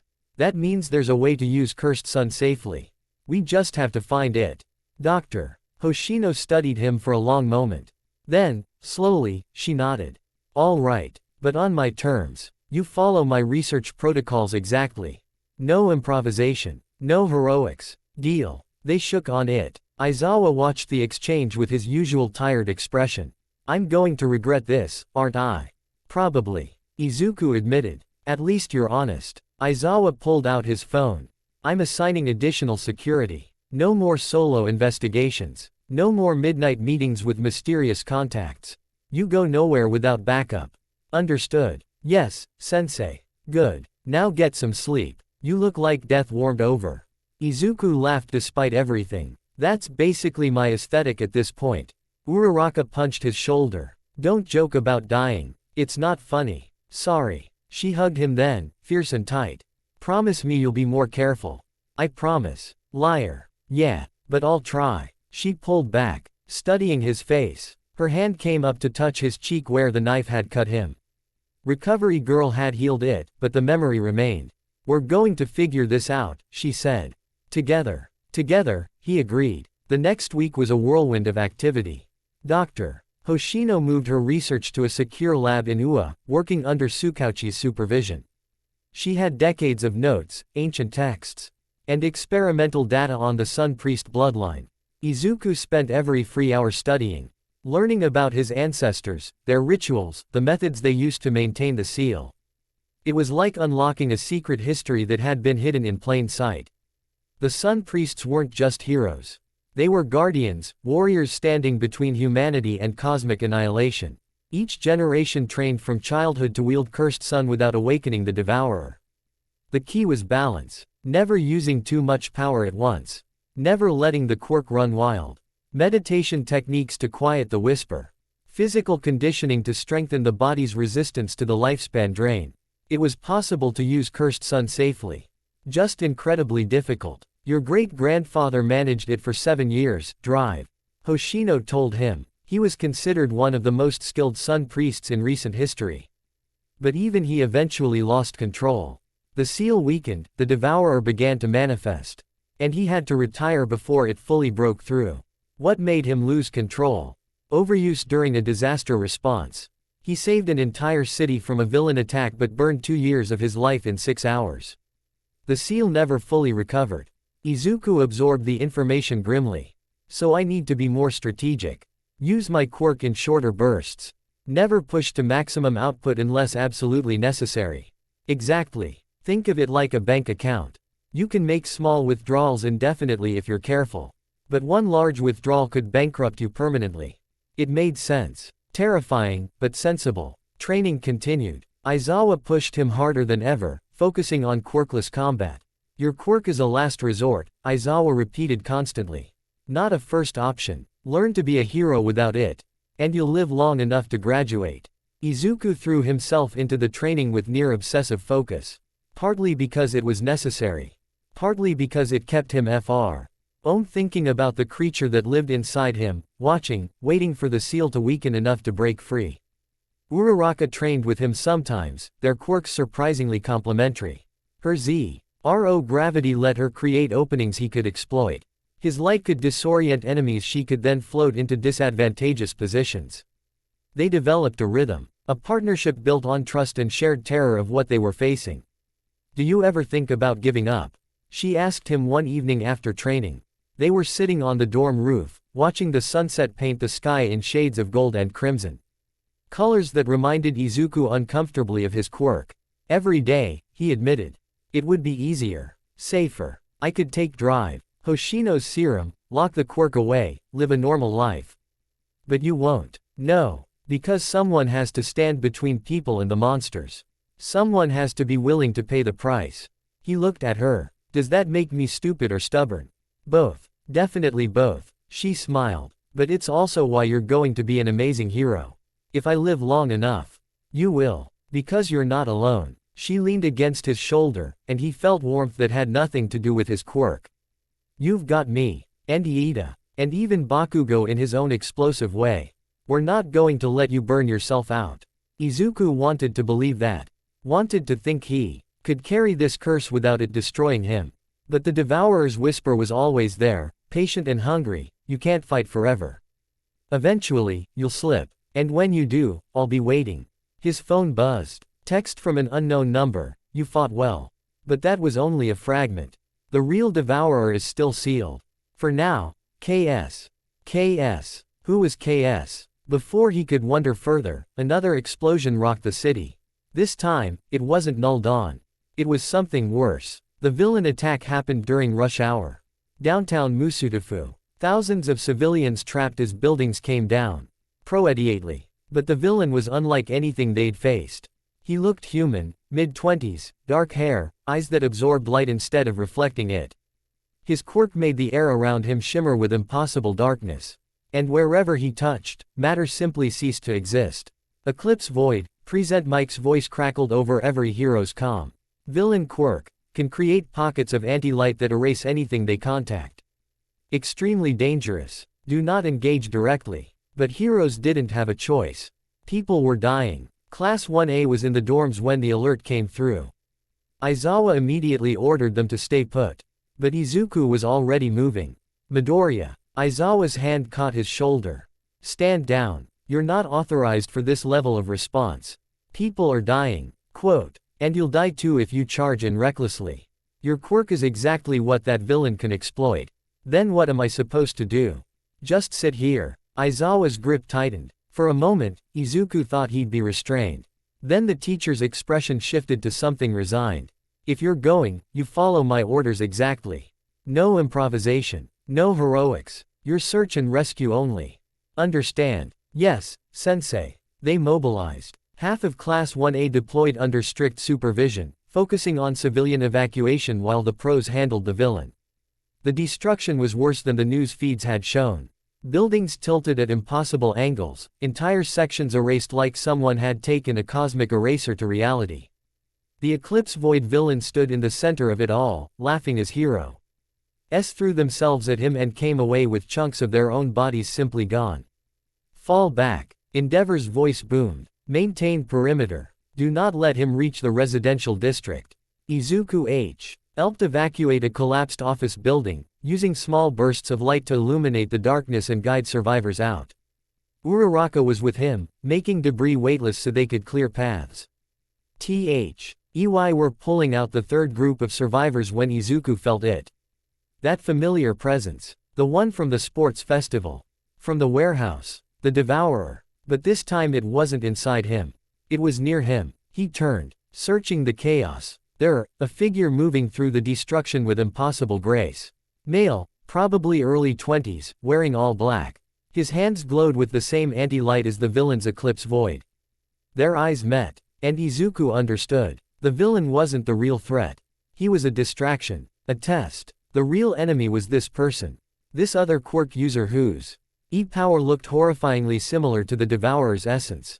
The figure smiled and vanished into a pocket of darkness. Deku. Uraraka's voice pulled him back. You okay? No. Something's wrong. That villain. The building above them groaned. Izuku looked up in time to see an entire floor collapse, tons of concrete and steel falling directly toward them and the evacuating civilians. No time to think. No time for strategy. Izuku activated Cursed Sun. Full Corona Shield, maximum output. Light exploded outward in a dome that caught the falling debris and held it suspended. The weight was immense, crushing. Izuku felt his knees buckle, felt blood vessels burst in his eyes from the strain. But he held it. Get them out. He screamed at Uraraka. She moved immediately, using her quirk to float the survivors away from the danger zone. Iida appeared from somewhere, Recipro burst carrying people to safety faster than should be possible. 30 seconds. Izuku held the shield for 30 seconds. While his classmates evacuated everyone. Then he let it drop. The debris crashed down where people had been moments before.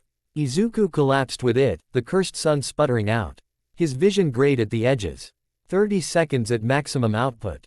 6 weeks of his life. Gone. But everyone was safe. Recovery Girl would lecture him later. Aizawa would probably make good on that expulsion threat. His mom would cry. Worth it. Consciousness faded. The last thing he saw was that figure in black, watching from the shadows with an expression that might have been respect. Or hunger. The training accident happened on a Tuesday. Izuku had been working on control exercises with Aizawa, small bursts of light, maintaining steady output, keeping the cursed sun from spiking into dangerous territory. 45 minutes of careful, measured practice. He'd been doing well. No whispers. No surges. Just clean, controlled power. Then Bakugo had entered the training ground. Taking it easy, Deku. Bakugo's grin was sharp. Or are you finally scared of that freaky quirk? Just training, Izuku said evenly. Control first, power second. That's loser talk. Power is all that matters. Bakugo's palms crackled. Fight me. For real this time. No holding back. Bakugo, stand down, Aizawa ordered. This is a supervised training session, not a free-for-all. I am supervising. Supervising Deku getting soft. Bakugo moved into the training ring anyway. Come on, show me what that cursed power can really do. Izuku should have walked away. Should have ignored the provocation.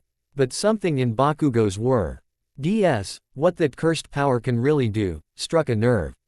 Everyone was treating his quirk like a bomb with a lit fuse. Training him to minimize it, suppress it, use it as sparingly as possible. Like he was dangerous. Like he couldn't be trusted. Maybe they were right. Or maybe he needed to prove he could wield this power without losing himself. Fine, Izuku said, stepping into the ring. But when I win, you shut up about my training methods. When you win, that's cute. Aizawa's eyes narrowed. Both of you, I'm not authorizing. Bakugo attacked. Explosions filled the air, faster and more aggressive than their previous sparring matches. Bakugo had been training too, pushing his quirk to new limits. The heat and pressure were immediate and overwhelming. Izuku activated the cursed sun. Light bloomed around his fists, meeting explosion with solar fire. They clashed in the center of the ring, neither giving ground. Izuku could feel the power responding, eager, ready to unleash everything. More. Give me more. Show him what we can do. The whisper was back. That all you got? Bakugo snarled. I've seen you do better. Izuku pushed harder. The light intensified, his body temperature spiking. He could see Aizawa moving to intervene, capture weapon already deploying.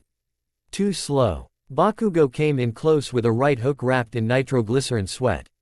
Izuku blocked, countered with a palm strike to the chest. Light and explosion collided at point-blank range. The shockwave sent both of them flying.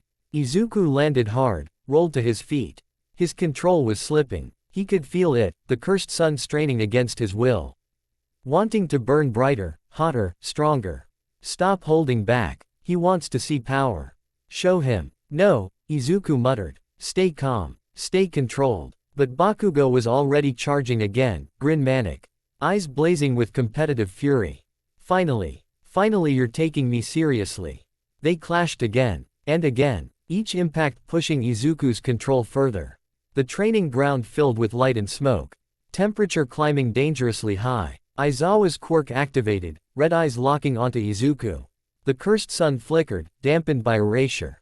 But something was wrong. The power didn't fully stop. Shouldn't be possible. Aizawa's quirk was absolute. But Izuku could still feel the heat building, the light trying to force its way out despite being erased. Aizawa-sensei. Izuku's voice pitched with panic. Something's wrong, I can't shut it down. Aizawa's eyes widened. Bakugo, fall back. Now. But Bakugo was already mid-explosion, committed to the attack.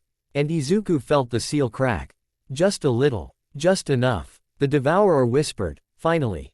Power erupted from Izuku like a solar flare made solid. Not the controlled bursts he'd been practicing. Not the measured releases Aizawa had taught him. This was the full, unrestrained force of cursed sun breaking free. Eclipse mode. His body became light, pure, burning, turned day into something brighter and more painful. The training ground's reinforced walls cracked from the heat. The sky above them darkened impossibly, as if the sun itself had been stolen and compressed into Izuku's form. He was aware but not in control. A passenger in his own body as the cursed sun took over. Bakugo's explosion hit him dead center. The light absorbed it like a drop of water in an ocean. Izuku's hand shot out, not his choice. The quirk moving on instinct, and grabbed Bakugo's shoulder.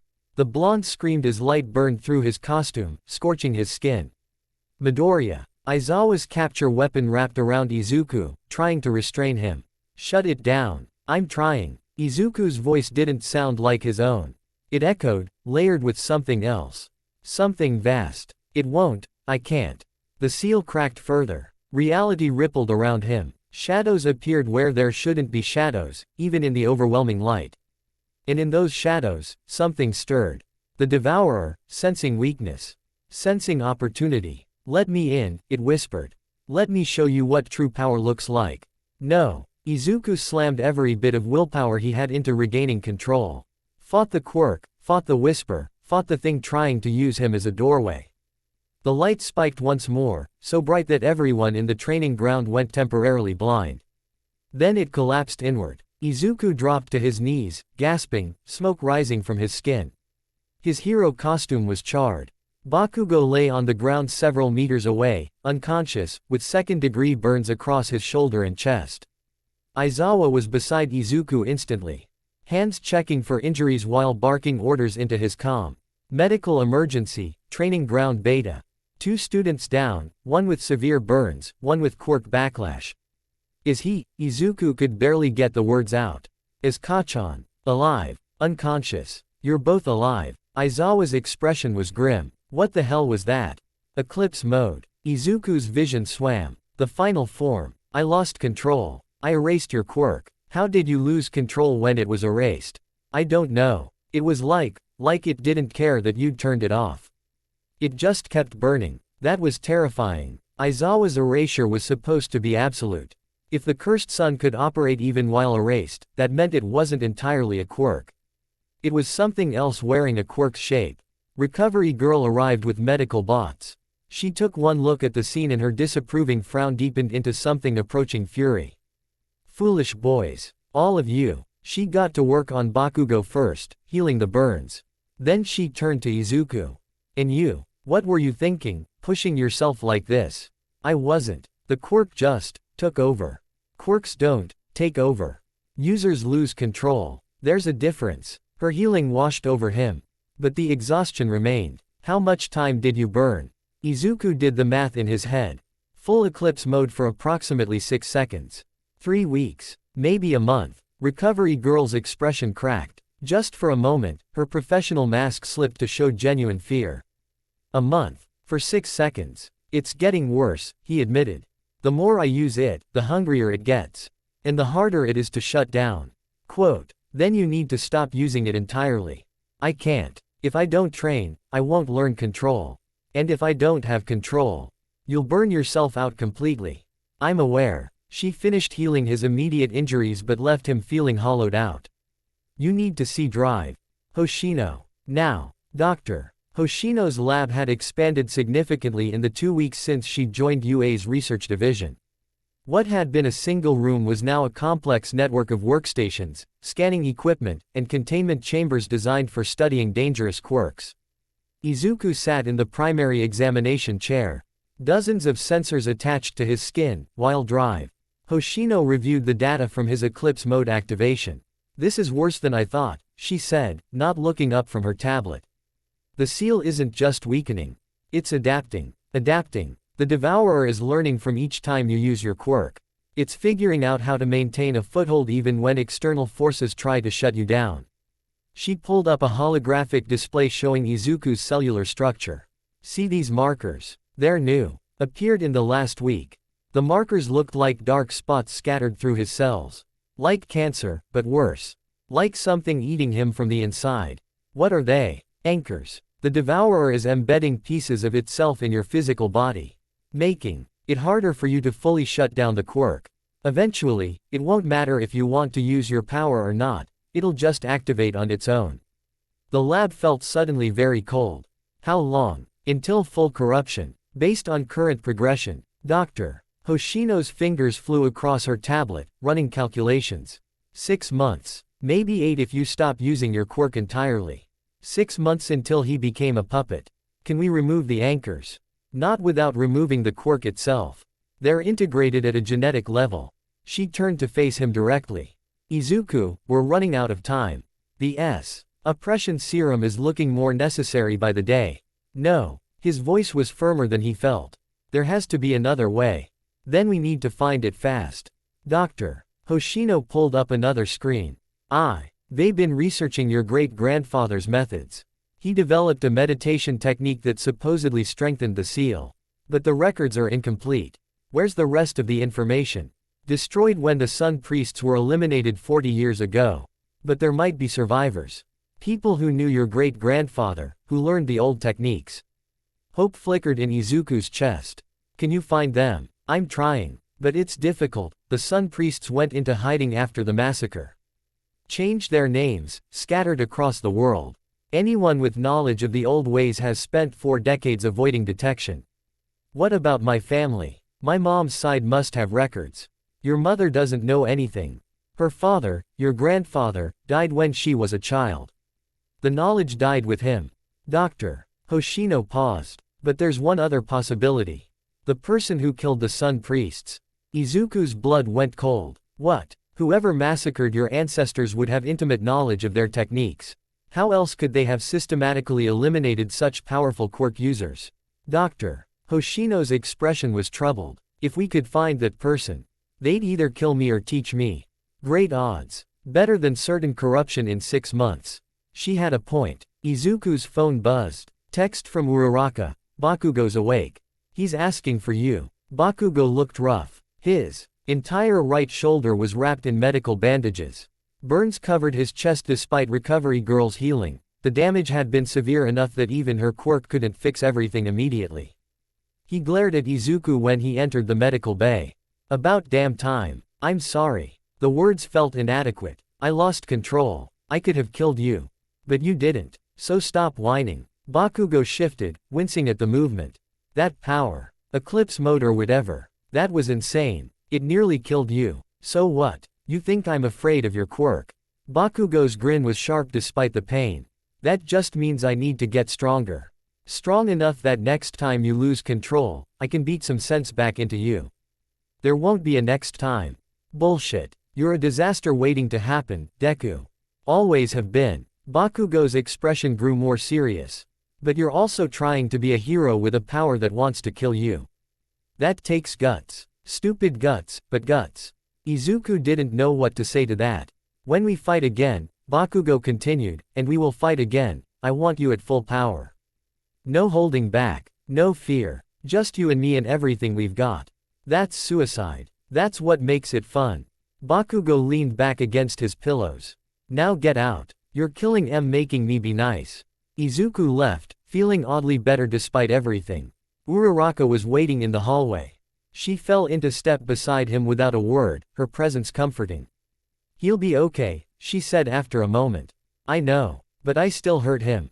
You didn't mean to. Does that matter? Intent doesn't change the outcome. They walked in silence for a while, navigating UA's corridors. Students were scarce, most were in class or training. The quiet felt appropriate. I'm scared, Izuku admitted. Dr. Hoshino says I have 6 months before the devourer fully corrupts me. 6 months to find a solution or... He trailed off. Or what? You're not giving up. I won't let you. You might not have a choice. Uraraka stopped walking, grabbed his arm, forcing him to face her. Listen to me. You are not alone in this. Whatever happens, whatever you're facing, we face it together. You, me, our classmates, the teachers, we're all here. You don't get to sacrifice yourself quietly while we're not looking. Her eyes were fierce, determined, and something else, something that made Izuku's chest tight. Uraraka. She pulled him into a hug. Her quirk activated slightly, making them both weightless for just a second. Like she was trying to lift the burden off his shoulders. We'll figure this out, she whispered into his shoulder. I promise. Izuku hugged her back, letting himself believe it for a moment. All Might requested a meeting the next day. They met in a private conference room deep in UA's administrative building. The symbol of peace looked smaller somehow, sitting across the table in his deflated form. Toshinori Yagi, the man behind the legend, studying Izuku with sad, knowing eyes. Young Midoriya. All Might began. I've been informed about your condition. The seal, the devourer, all of it. Yes, sir. I wanted to tell you something. A truth I haven't shared with many people. All Might leaned forward. When I was your age, I was quirkless. Just like you were. Izuku blinked. What? My power, one for all, was passed to me by my mentor. A quirk that accumulates strength across generations. Given from wielder to wielder. All Might's smile was gentle. I know what it's like to suddenly have immense power. To feel like you're drowning in something bigger than yourself. But one for all doesn't try to consume you. No. But it comes with its own burdens. The responsibility, the expectations, the knowledge that one day I'll have to pass it on and watch someone else carry the weight. All Might's expression grew distant. I've made mistakes, Midoriya. Used my power recklessly when I was young. Pushed myself too hard trying to prove I was worthy of one for all. What changed? I nearly died. Villain attack, 6 years ago. My mentor's killer, All Might touched his side, where Izuku knew a massive scar existed. I survived, but barely. And I realized that raw power isn't enough. You need wisdom, restraint, people who will stop you from destroying yourself. He looked at Izuku directly. You have that power. Eclipse mode, the ability to level cities. But you also have something more important. You have people who care about you. Who will fight to keep you human even when your quirk tries to turn you into something else. I don't want to hurt them. Then don't push them away. Let them help. Let them be your anchor. All Might stood, transforming briefly into his muscular form. I can't pass one for all to you. You already have a quirk, and adding another would likely accelerate the devourer's corruption. But I can offer you training. Guidance. Everything I've learned about carrying impossible power. Hope surged in Izuku's chest. You'd do that. I see myself in you. Young Midoriya. The determination, the self-sacrifice, the absolute certainty that you'll give everything to save others. All Might's smile was warm. But I also see one who needs to learn that saving yourself is just as important. Let me help you find that balance. They shook hands. For the first time in weeks, Izuku felt like maybe, just maybe, he wasn't fighting alone. Training with All Might was brutal. Not physically, though there was plenty of that. Mentally. All Might pushed Izuku to confront every fear, every doubt, every whisper telling him he was dangerous and better off locked away. Your quirk is a part of you, All Might said during one session. Not a disease. Not a curse, despite the name. It's a tool, and like any tool, it can be used for good or ill. The choice is yours. They worked on meditation techniques. Visualization exercises where Izuku imagined the seal as a physical structure he could maintain and strengthen. It was similar to what Drive Hoshino had described from the Sun Priest records, but refined through All Might's own experience managing one for all stockpiled power. Feel the quirk, All Might instructed. Don't fight it. Don't suppress it. Just exist with it. Let it know you're in control, but you're not afraid. Izuku closed his eyes, reaching inward. The cursed sun was there, always there, a miniature star living in his chest. And beyond it, deeper down, he could sense the devourer. Not fully present, but aware. Watching. You cannot cage me forever, it whispered. I don't need to cage you forever, Izuku said aloud. Just long enough to protect the people I love. The presence seemed to consider this. Then, you will fail. All your predecessors failed. They didn't have what I have. And what is that? Backup. The devourer laughed. A sound like stars dying. We shall see. Izuku opened his eyes. All Might was watching him with concern. It spoke to you. Yeah. It thinks I'll fail. What do you think? Izuku considered the question seriously. I think failure is always possible. But I also think I'm too stubborn to go down without a fight.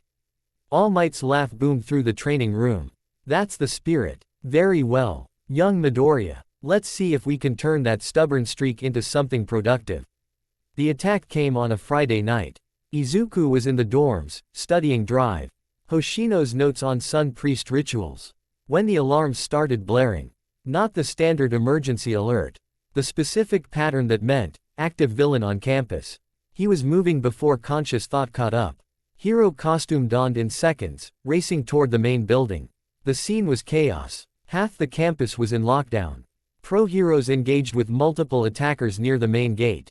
And in the center of it all, standing calm while reality bent around him, was the figure from the downtown attack. The one with Eclipse Void. Up close, Izuku could see him clearly. Mid-20s, lean build, eyes that swallowed light. He wore tactical gear marked with a symbol Izuku recognized, a sun eclipsed by shadow. The same symbol from Null Dawn's calling card. But this wasn't Null Dawn. This was something else. Midoriya Izuku. The man called out. His voice carried despite the battle raging around him. Finally. I've been looking for you. Aizawa appeared at Izuku's side, capture weapon ready. Stay back. This one's above your level. Quote. No. Izuku stepped forward. He's here for me. This is my fight. That's suicide. It's necessary. Izuku activated the cursed sun, light blooming around him in controlled bursts. I need to know what he wants. The Eclipse Void user smiled. Smart boy. I'm Kale Sundown, and I'm here to deliver a message. What message? That you're not the only inheritor of divine power. Kale raised his hands, and darkness flowed from his palms. Not shadow, but something deeper. Anti-light that made Izuku's eyes hurt to perceive. I carry the moon god's curse. E.C. Lips void, the power to devour light itself. The darkness spread, consuming the ambient light from street lamps, emergency lighting, even the stars. The entire area plunged into absolute blackness. Izuku's cursed sun flared in response, pushing back the dark. Light and void crashed together, neither gaining ground. You feel it, don't you? Kale's voice came from everywhere and nowhere. The hunger. The thing wearing your quirk's shape. Prez power. The devourer. My people called it the Void Eater. Same creature, different name. It's been feeding on sun priests and moon bearers for millennia, wearing us like gloves. Izuku pushed harder, his light intensifying. Then why are you helping it? I'm not. Kale's darkness pulled back slightly. I'm trying to stop it. Just like you. The void retracted fully. The world returned to normal. Kale stood there, hands raised in peace. I'm not your enemy, Midoriya. I'm your only ally who understands what you're facing. Aizawa's capture weapon was already in motion. Don't move. Kale vanished into a pocket of darkness, reappearing 10 meters away. I'll be in touch, Sun Priest. When you're ready to learn the truth about what's coming, find me. He dropped something, a small card, and disappeared into the shadows like they were a door he could simply walk through. The battle ended as quickly as it had started. The other attackers retreated, their objective apparently complete. Izuku picked up the card. It showed an address in the warehouse district and a time, 2 a.m. tomorrow. Aizawa tried to confiscate it. Izuku pocketed it first. You're not going, Aizawa said flatly. Yes, I am. That's an order, Midoriya. Then I'm disobeying it. Izuku met his teacher's gaze steadily. That man knows something about the devourer. About how to fight it. I need that information. It's obviously a trap. I know. But I'm going anyway. They stared at each other for a long moment. Then Aizawa sighed, pulling out his phone. Fine. But you're taking backup. Me, All Might, and a full tactical team. He said to come alone. And I said you're taking backup. Non-negotiable. Izuku wanted to argue. But looking at Aizawa's expression, tired absolutely immovable, he realized his teacher was right. Going alone would be stupid. Going with backup might still be stupid, but at least it was survivable stupidity. Okay, he agreed. But we do this my way. Minimal force. Maximum information gathering. This Kale person might be the only one who can help me. Or he might be the one who killed your ancestors. The thought had occurred to Izuku. But something about Kale's expression, the way he'd talked about the Void Eater. He didn't seem like a killer. He seemed like someone who'd been fighting the same battle Izuku was fighting. Losing the same way. The warehouse district looked different at 2 a.m. Industrial buildings loomed like sleeping giants, windows dark, machinery silent. Izuku stood at the designated meeting point, an old textile factory with condemned signs plastered across boarded-up entrances. Aizawa was 50 meters back, hidden with a tactical team. All Might waited one block over in a rapid response position. They'd argued about the setup for an hour. Izuku wanted to go in alone to avoid spooking Kale. Aizawa wanted a full assault team ready to breach at the first sign of trouble. They'd compromised on heavy backup staying hidden until needed. Izuku checked his phone. 2:03 a.m. 3 minutes late. He's not coming, Aizawa's voice crackled through the earpiece. We should abort. Give him time. Time for what? To set up an ambush. Before Izuku could respond, the shadows moved wrong. Not dramatic. Not obvious. Just a subtle shift in the darkness near the factory entrance, and suddenly Kale Sundown was standing there like he'd always been present. You brought friends, Kale said. Not accusatory. Just observational. Smart. I'd have done the same. Are you going to attack them? No. This is a conversation, not a fight. Kale gestured toward the factory. Walk with me. Your backup can follow at whatever distance makes them comfortable. He turned and walked through the boarded-up entrance, literally through it. His body dissolving into shadow and reforming on the other side. Izuku pulled the boards aside manually and followed. The factory interior was a maze of old machinery and catwalks.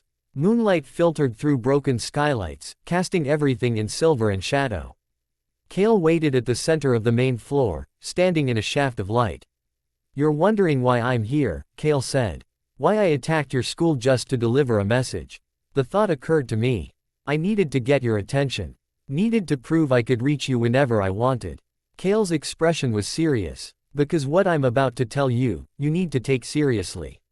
Izuku activated the cursed sun slightly, just enough to provide better lighting. I'm listening. The devourer isn't sealed. Not really. It's dormant. Kale began pacing, his movements predatory.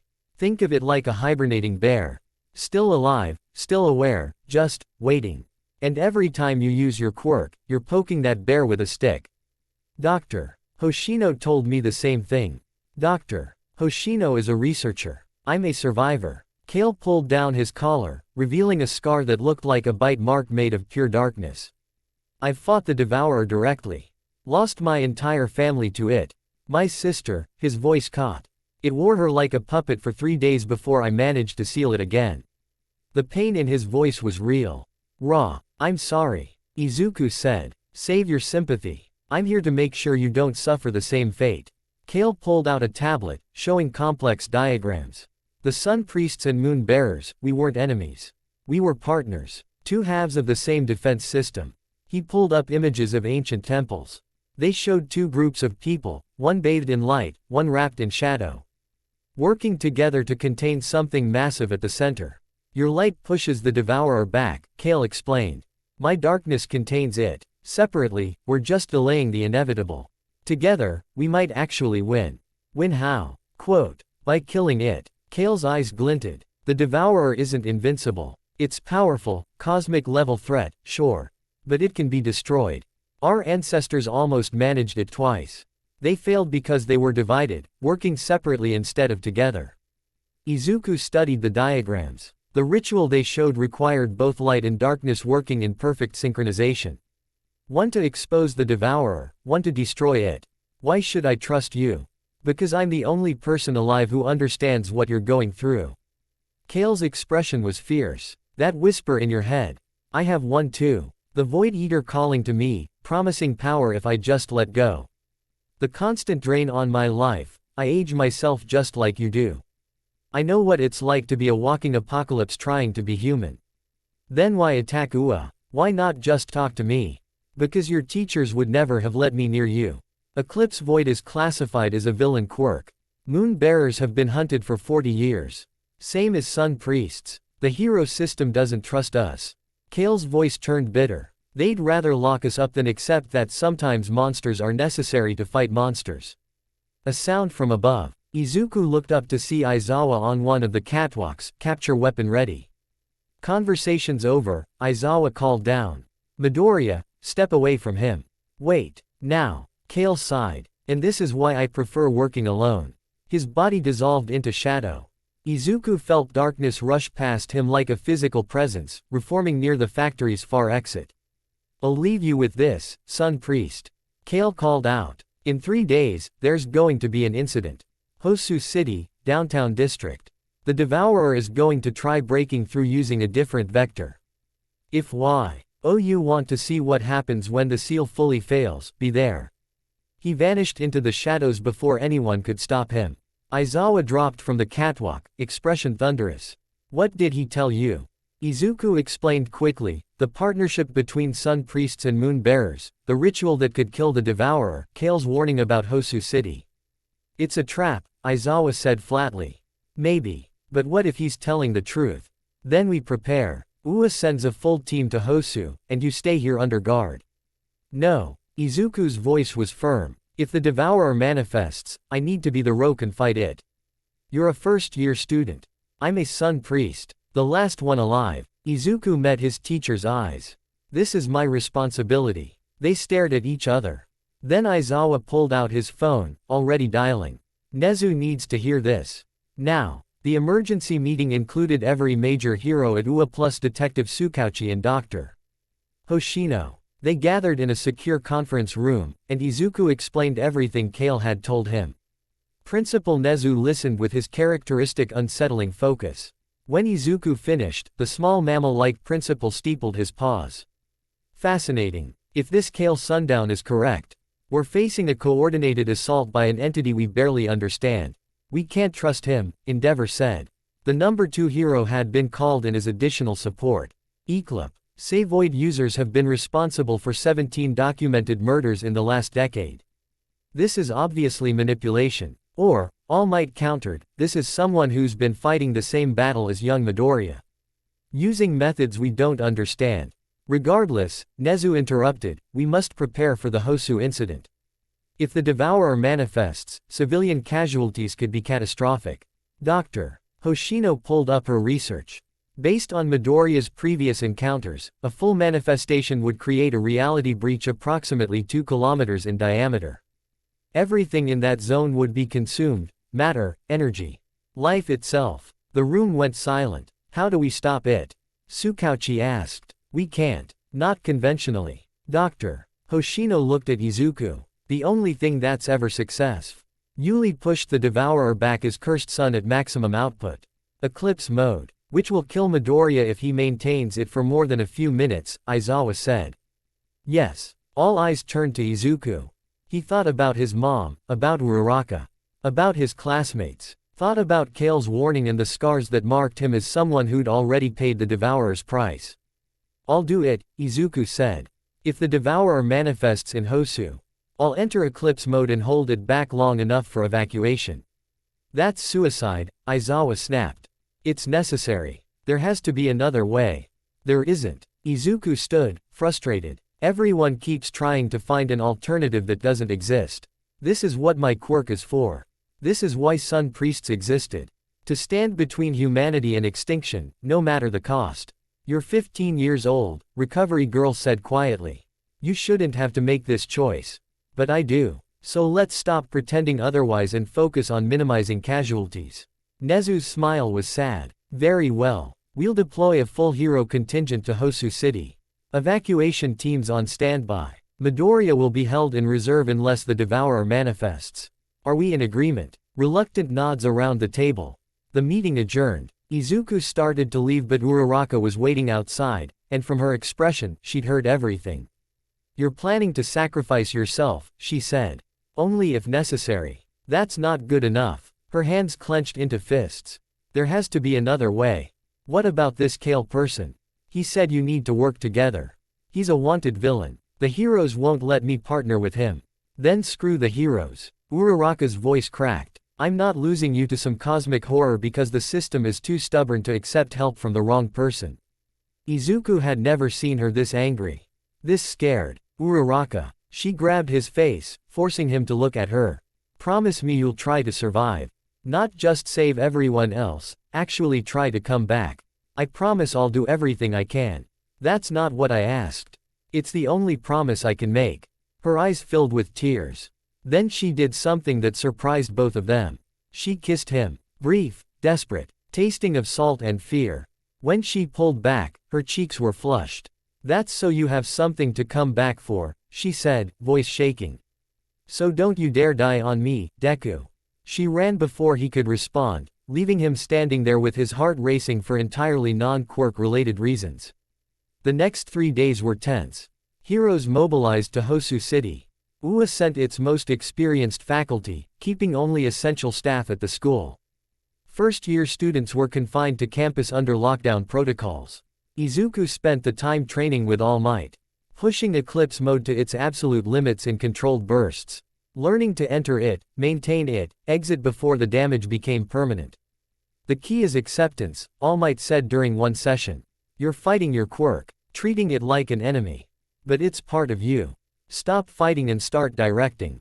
Easier said than done. Every time Izuku entered eclipse mode, he felt the devourer press closer. Felt its hunger, its patient certainty that eventually he'd slip and it would be free. You cannot win, it whispered. I am inevitable. Maybe, Izuku muttered, but I'll make you work for it. Dr. Hoshino monitored every session, tracking the degradation of the seal. It was accelerating, each use of eclipse mode weakened the barrier between worlds. At current rates, she told him grimly. You have 3 months before the seal fails completely. Less if you have to use eclipse mode during the Hosu incident. 3 months. Not 6 anymore. The timeline was collapsing. On the 3rd day, Izuku got a message from an unknown number. They're using a ritual site. Old temple, north side of the city. Someone's trying to speed up the devourer's manifestation. KS. He showed it to Aizawa, who immediately contacted the hero team in Hosu. They found the temple Kale mentioned, ancient, supposedly abandoned, but with recent signs of activity. Ritual markings covered the floor, and they were still wet. Someone was definitely trying to summon the devourer. The question was who? Izuku had his suspicions. Null Dawn had been too quiet since the lab incident. If they couldn't suppress dangerous quirks, maybe they'd decided to let the devourer do their work for them. The attack came at sunset. Izuku was in the dorms when the alert hit every phone simultaneously. Reality breach detected, Hosu City downtown. All civilians evacuate immediately. Hero teams engage. He was running before the message finished, hero costume donned, heading for the transport that would take him to Hosu. Aizawa tried to stop him. You're supposed to wait for authorization. People are dying right now. I'm going. Then I'm coming with you. They took a high-speed transport, arriving in Hosu within 15 minutes. The scene was worse than any training exercise could prepare for. The sky had torn open. Not metaphorically. Actually torn, like someone had ripped a hole in reality itself. And through that hole, something massive was pushing through. Izuku could see it, the devourer, vast and terrible, its form shifting between states of matter like it couldn't decide what shape horror should take. The temperature had dropped 40 degrees in a 6-block radius. Shadows moved independently of their light sources.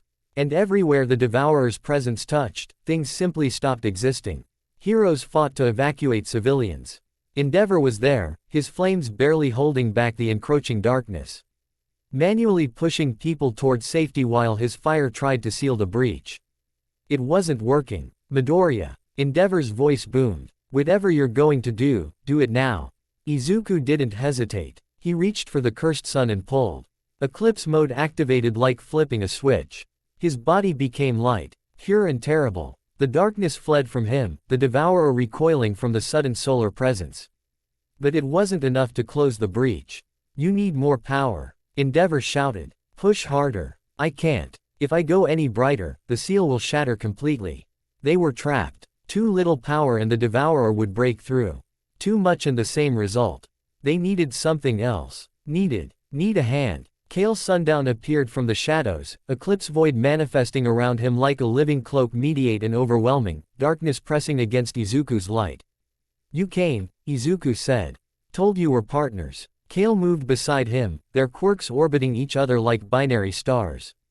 Ready to try this the way our ancestors should have.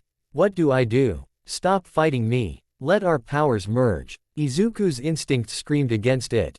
Letting someone else's quirk interact with his was dangerous, potentially lethal.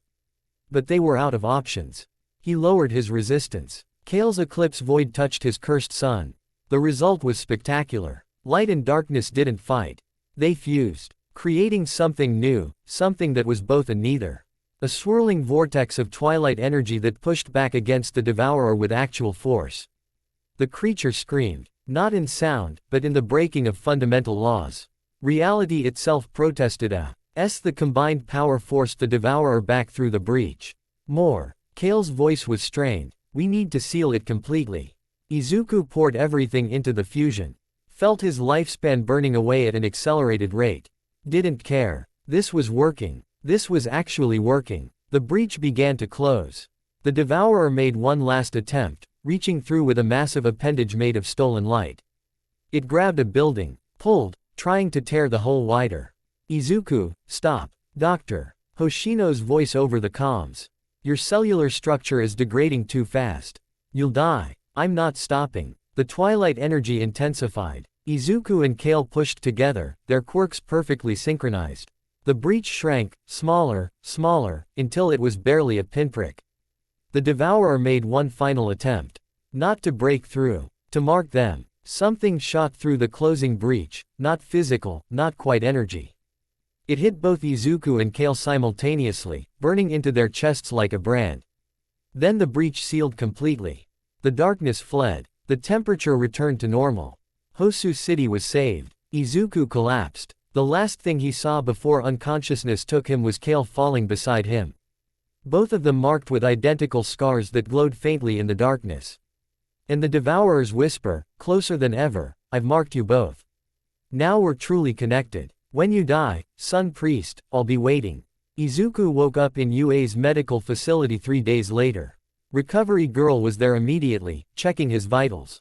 Foolish boy. Do you have any idea what you did to yourself? Saved Hosu City. Aged yourself 6 months in 3 minutes. 6 months, Izuku. You're 15 years old and you've now lost over a year of your life to that quirk. The weight of those words settled over him. A year of his life, gone. Birthdays he'd never see, time with his mother stolen, futures that would never exist.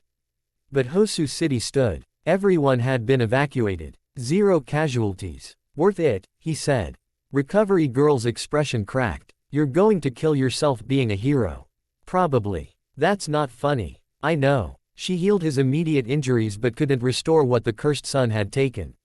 When she finished, she sat beside his bed. There's something else. The mark on your chest. Izuku looked down. A scar had formed over his heart, circular, intricate. Glowing faintly with twilight energy. What is it? We don't know. Doctor. Hoshino is analyzing it, but her best guess is that the devourer has created a permanent connection between you, it, and Kale Sundown. Like a tether. Can it be removed? Unknown. But Izuku. Her voice dropped. This changes everything. The devourer can now track you constantly. Can influence you more directly. The CL isn't just weakening, it's been partially bypassed. The door opened. Aizawa entered, followed by Tsukauchi and All Might. How are you feeling? All Might asked. Like I got hit by a truck made of consequences. Accurate assessment. Tsukauchi pulled out a tablet. We need to discuss Kale Sundown. He saved Hosu City alongside you, but he's still a wanted criminal. The Hero Commission wants to know where he went. No idea. He was gone when I woke up. Can you contact him? Izuku thought about the mark on his chest. Felt it pulse slightly, like a second heartbeat.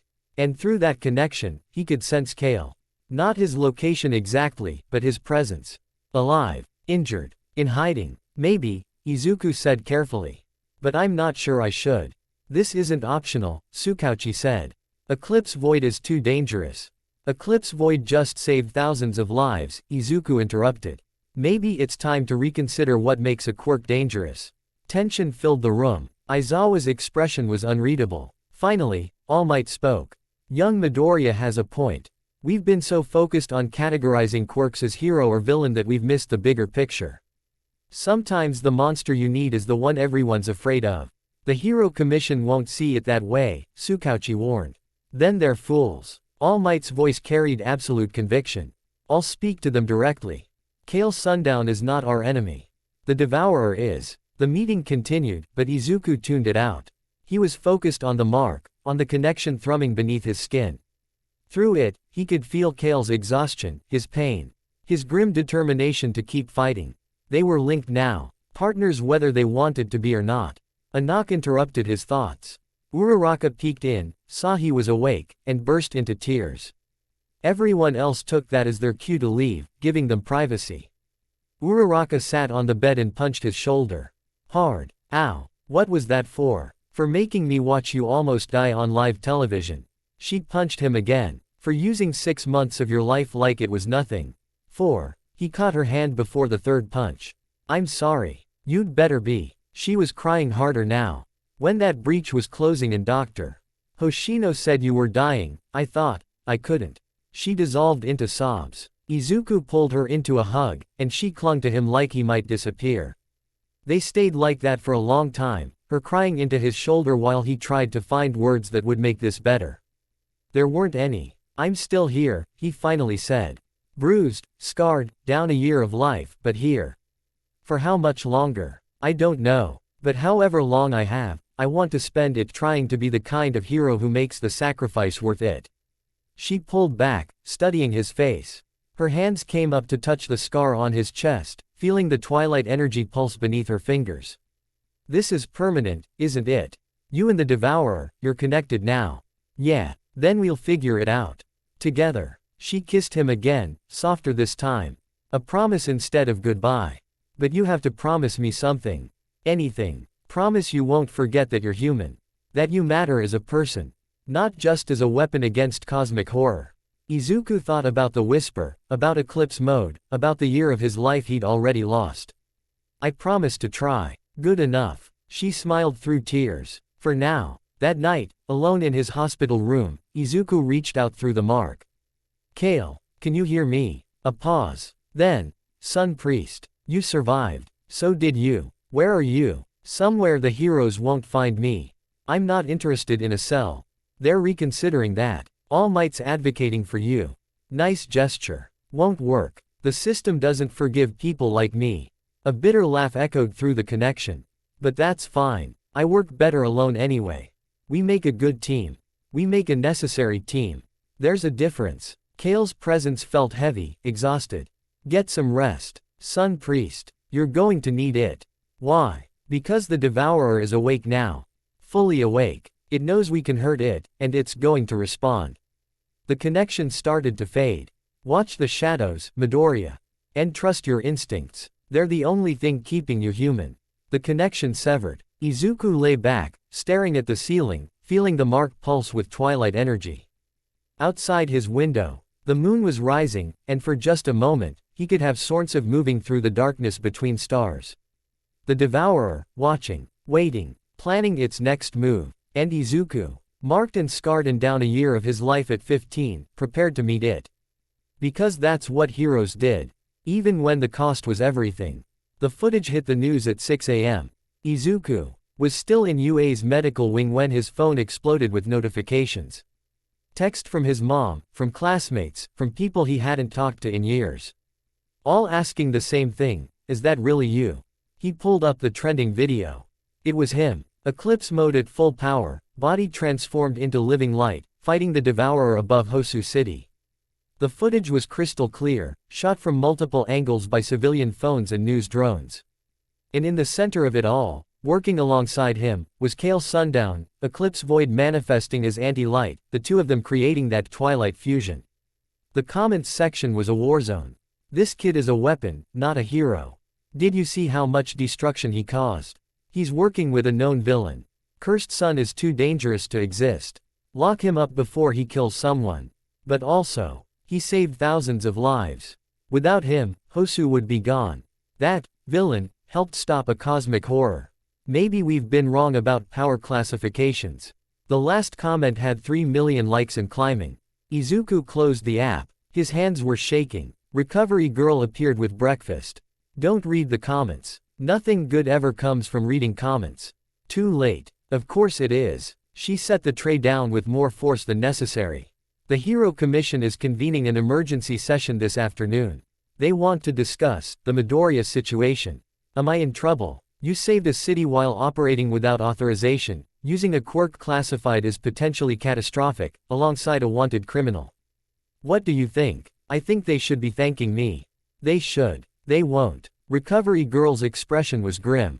Politics and heroism rarely align, dear. Prepare yourself for the worst. The worst arrived in the form of Dr. Akari Hoshino going public. At 10 a.m., she held a press conference. Izuku watched from his hospital bed as the woman who'd been helping him understand his quirk stood before cameras and destroyed him.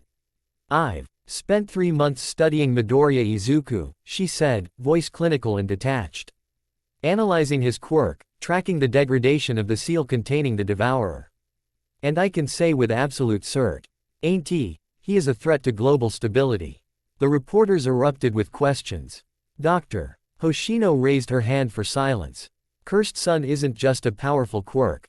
It's a containment system for an entity that could consume our entire reality. And that containment is failing. She pulled up holographic displays showing Izuku's cellular degradation, the weakening seal, the mark on his chest. Every time Midoriya uses his quirk, he accelerates the Devourer's awakening. The Hosu incident proved this. Despite sealing the breach, the entity is now more connected to our world than ever before. What are you recommending? A reporter asked. Permanent quirk suppression. Midoriya should be placed under containment until we can develop a method to completely remove Cursed Sun from his genetic structure. The room went silent. You're talking about stripping a 15-year-old of his quirk, another reporter said. Against his will. I'm talking about preventing an extinction-level event. Dr. Hoshino's expression didn't change. Midoriya is a good kid. Brave, selfless, everything a hero should be. But he's also a walking apocalypse. We cannot allow sentiment to override survival. The press conference continued, but Izuku stopped watching. Betrayal tasted like copper and ash. Dr. Hoshino had worked with him for months. had seemed to understand, to want to help him master his quirk rather than suppress it. And now she was advocating for his imprisonment. His phone rang. Mom. Izuku, baby, I just saw. I know. She can't do this. She can't just. They can't take your quirk. They might be able to. If the Hero Commission declares me a threat to public safety. You're a hero. You saved people. And I'm connected to something that could destroy the world. Izuku's voice was hollow. Maybe she's right. Maybe I am too dangerous. Don't you dare. His mother's voice cracked. Don't you dare give up. You are my son, and you are a hero, and I will fight anyone who tries to lock you away. Warmth bloomed in his chest. Not the cursed son, just love. Thanks, Mom. I'm coming to Ua. Don't let them bully you before I get there. She hung up. Izuku sat there, staring at his hands. They looked normal. No glow, no heat. Just a teenager's hands, scarred from training, trembling slightly from exhaustion. Hands that had held back the devourer. Hands that might have doomed the LD by creating a permanent connection to it. The door burst open. Bakugo stormed in, still wearing his school uniform, expression murderous. Bakugo. What? That doctor lady is full of shit, Bakugo announced. Just thought you should know. Despite everything, Izuku almost smiled. Thanks. I'm serious. Yeah, your quirk is freaky and dangerous and probably going to kill you.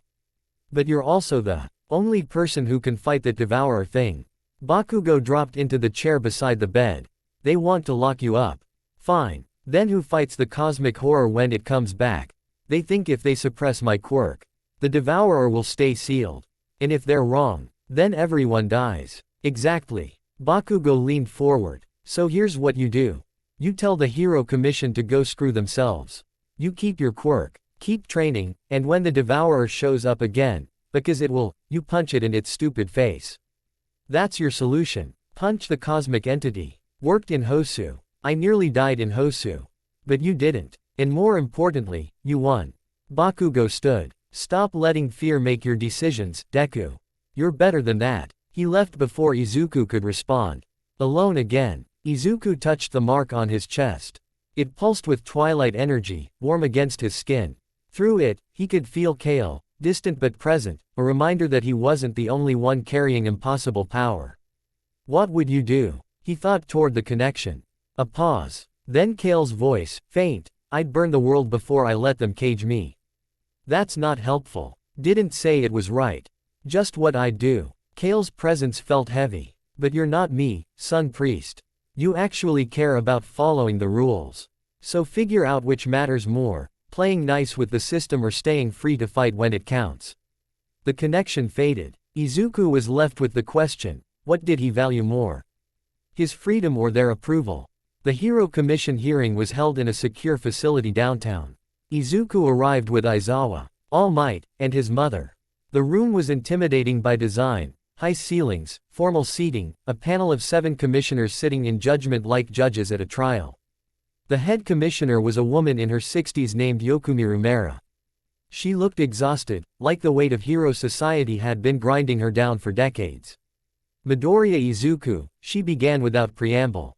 You stand accused of reckless quirk usage, unauthorized deployment during a crisis situation, and collaboration with a known villain. How do you plead? I saved Hosu City, Izuku said. That's not what I asked. It's the only answer that matters. Izuku kept his voice steady. Everything I did was to protect civilians and prevent a catastrophic reality breach. If that's illegal, then your laws are broken. Murmurs rippled through the room. Mera's expression didn't change. You operated alongside Kale Sundown, who is wanted for multiple counts of vigilante justice and suspected involvement in the Sun Priest massacre 40 years ago. He's not responsible for the massacre, Izuku said. He's a survivor, just like me. And he's the only person alive who understands how to fight the devourer. According to our intelligence, a fight is a catastrophic level threat. So is Cursed Sun, Izuku interrupted. But you're not trying to lock up every hero with a powerful quirk. Just the ones that scare you. Midoriya, Aizawa's warning hand on his shoulder. But Izuku was done being diplomatic. Done letting fear dictate what was possible. I'm 15 years old and I've lost over a year of my life fighting something none of you understand. I've been attacked, studied, told I'm too dangerous to exist. And through it all, I've saved people. Every time. Because that's what heroes do. He stood, facing the commissioners directly. So here's my counter offer. Instead of trying to suppress my quirk, help me master it. Give me the resources, the training, the support to become the hero I'm trying to be. Or get out of my way and let me do it myself.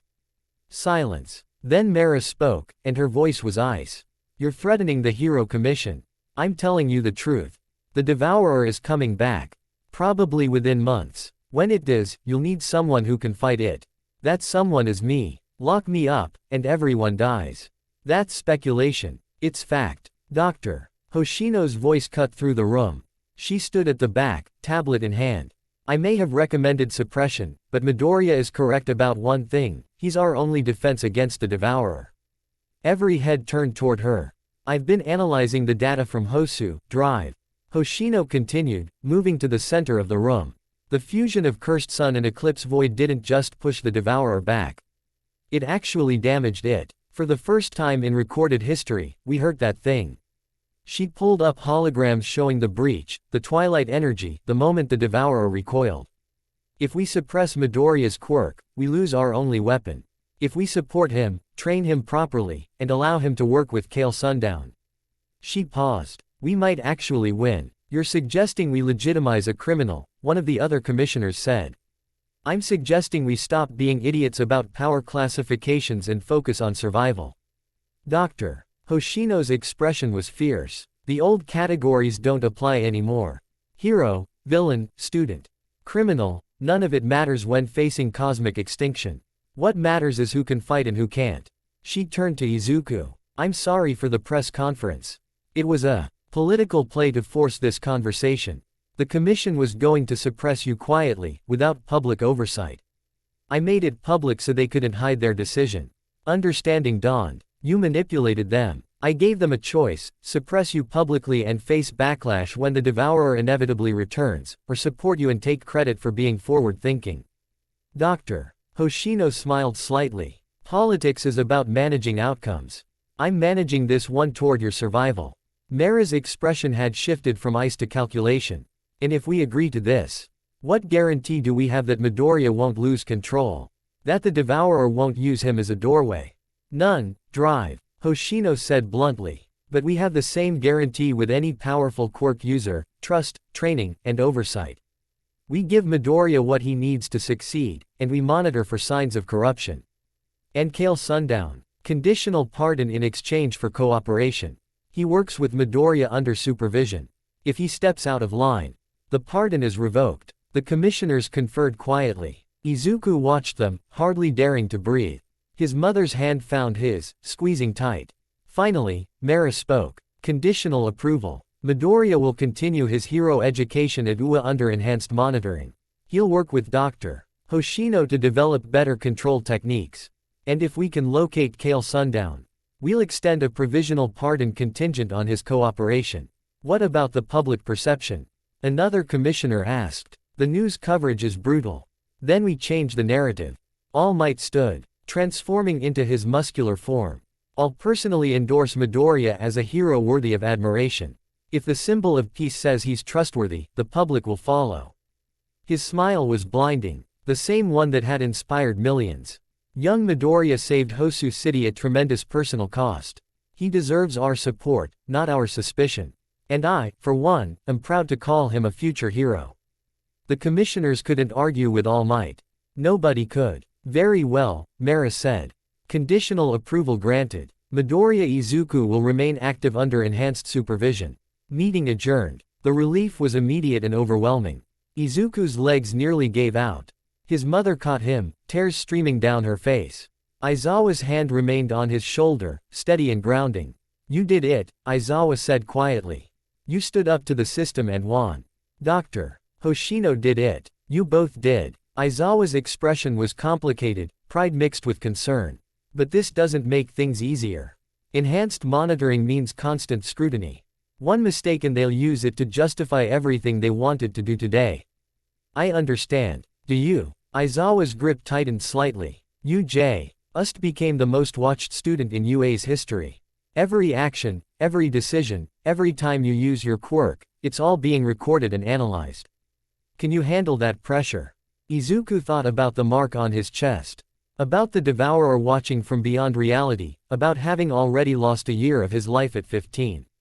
I have too. The media response was mixed. All Might's endorsement helped. His interview went viral within hours, with the symbol of peace praising Izuku's heroism and declaring Cursed Sun a powerful tool in the right hands. Public opinion started shifting, though plenty of detractors remained. Null Dawn released a statement condemning the Hero Commission's decision, calling it a dangerous precedent that puts public safety at risk. They promised to continue monitoring the situation, in language that sounded more like a threat than concern. Izuku was released from medical that evening with strict instructions: no quirk usage without supervision for 2 weeks. His body needed time to recover from the 6 months he'd aged in Hosu. He returned to the dorms to find a surprise waiting.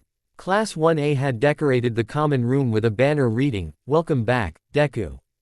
Uraraka was there, along with Iida, Todoroki, even Bakugo lurking in the corner. "We saw the hearing coverage," Iida said, adjusting his glasses. "Your defense was most admirable. Though tactically risky," Todoroki added. "Threatening the Hero Commission could have backfired." "It did backfire," Bakugo said. "They just didn't have the guts to follow through." Uraraka pushed past the others and hugged Izuku tightly. "I'm so glad you're okay. For now, don't." She pulled back, studying his face. "No fatalism tonight. Tonight, we celebrate that you're here, you're free, and you don't have to fight alone." They ordered pizza. Kaminari convinced someone to hook up a gaming system. For a few hours, Izuku let himself be a normal teenager, laughing with friends, arguing about strategy in a video game that didn't matter. Eating too much cheese. But around midnight, when most of the class had gone to bed, Todoroki pulled him aside. "That mark on your chest. Can I see it?" Izuku lifted his shirt. The twilight scar pulsed gently, visible even in the dim common room lighting. Todoroki studied it with clinical focus. "It's beautiful. And terrifying. Pretty much sums up my quirk. I've been thinking about what you said during our match. About my power being mine, not my father's." Todoroki touched his left side, where flames would manifest. "You were right. I've been letting hate control me instead of controlling my power. What changed your mind? Watching you fight the devourer. You didn't let fear of your quirk stop you from using it when it mattered. You accepted the cost and paid it anyway." Todoroki's expression was complicated. "That's real strength, not power. The willingness to sacrifice. I'm not sure that's something to admire." "Maybe not. But it's." They stood in comfortable silence for a moment. "My father wants to meet you," Todoroki said eventually. "Endeavor. He's been asking about your quirk, about the Hosu incident. I think he sees you as either a potential ally or a threat to manage. Which do you think I am?" "Neither. You're just Midoriya, trying to do the right thing with impossible tools." Todoroki's almost smile was rare and valuable. "That makes you dangerous in ways my father doesn't understand." The meeting with Endeavor happened 2 days later. The number 2 hero's agency was everything Izuku expected: modern, efficient. With flames as a design motif in everything from the architecture to the furniture. Endeavor himself waited in a private conference room, still in his hero costume, flames dancing across his shoulders. "Midoriya." Endeavor's voice was deep, commanding.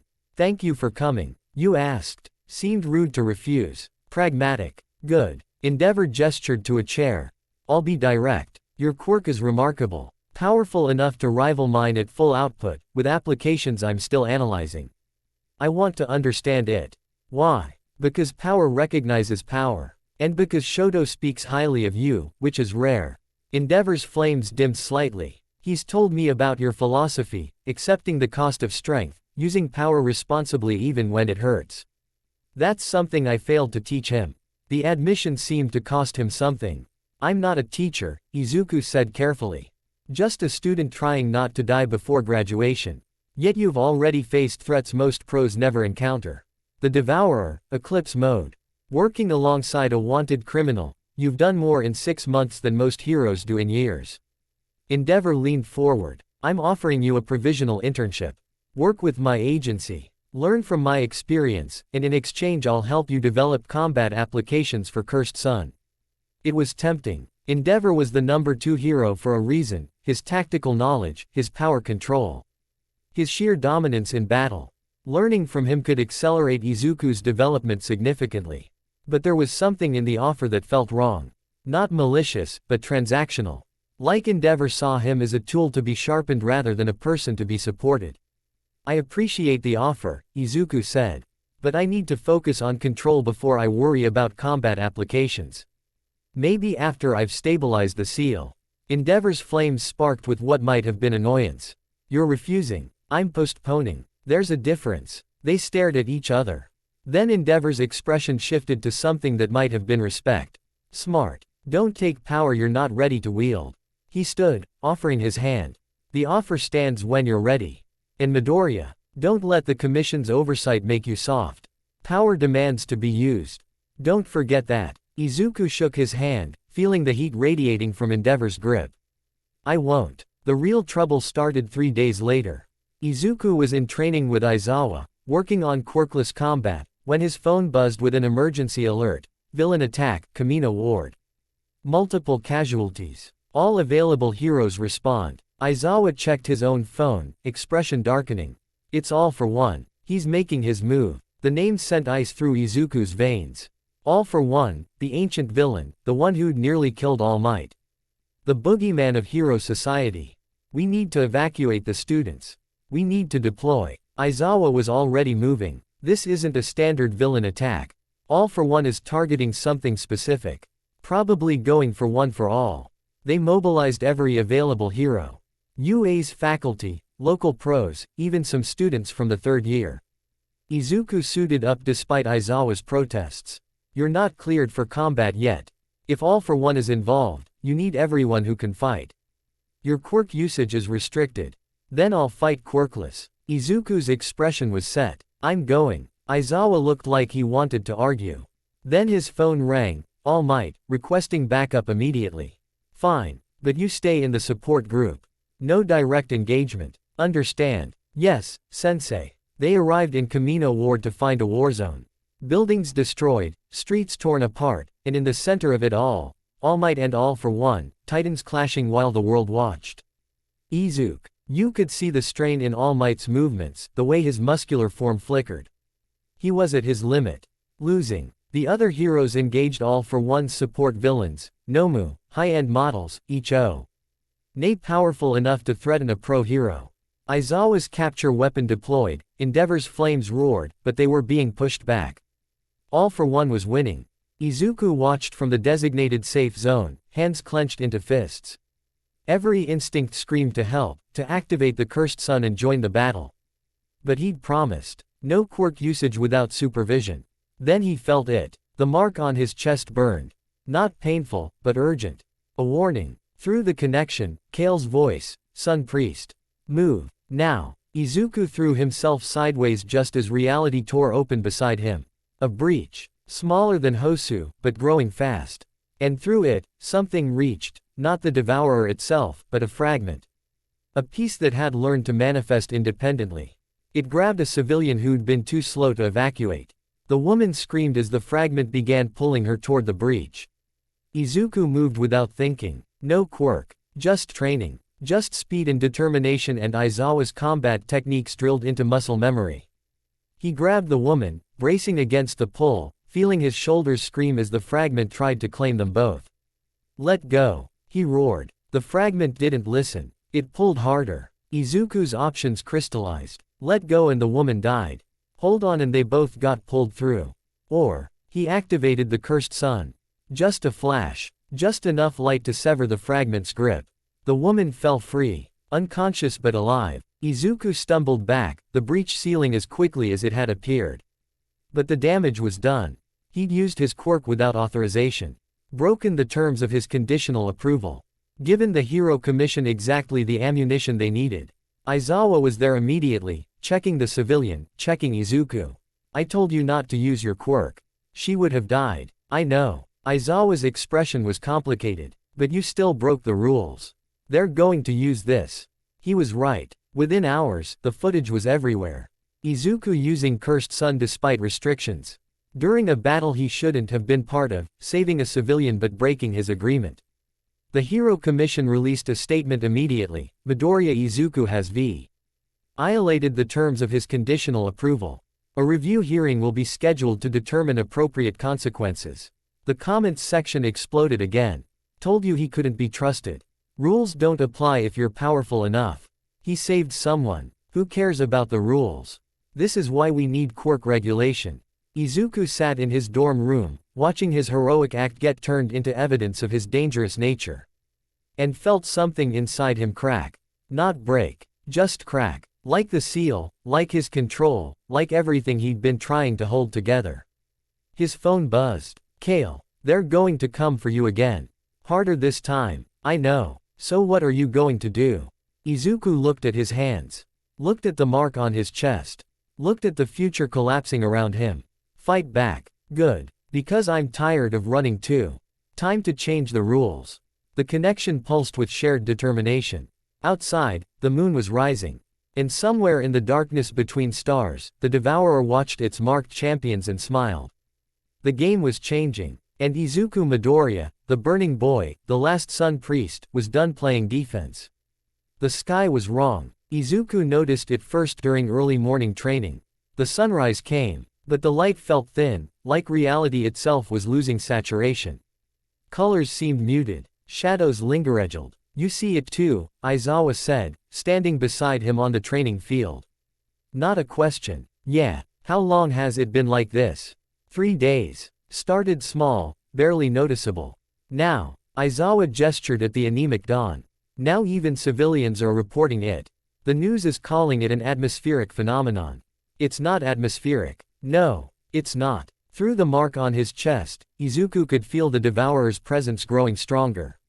Not manifesting, not yet, but pressing closer to reality. Like a face pressed against a window, slowly cracking the glass.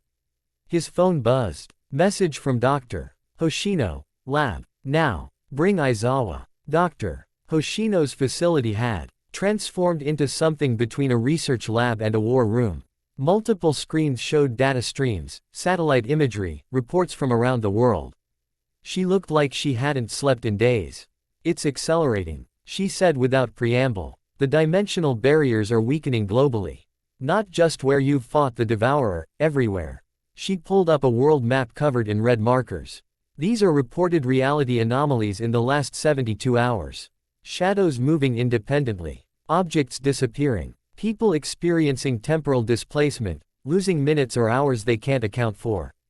How many incidents? Aizawa asked. Over 10,000. And increasing exponentially. Dr. Hoshino's hands trembled slightly. The Hosu breach didn't seal the Devourer. It just taught the thing how to spread itself across multiple access points simultaneously. Izuku's stomach dropped. You're saying it's coming through everywhere at once. I'm saying it's already here. Just distributed so thin we haven't noticed yet. But it's gathering strength. She pulled up cellular analysis of Izuku's mark. The connection it established with you is acting like a beacon. Every time you use your quirk, you make it easier for the Devourer to anchor itself to our reality. So I stop using my quirk.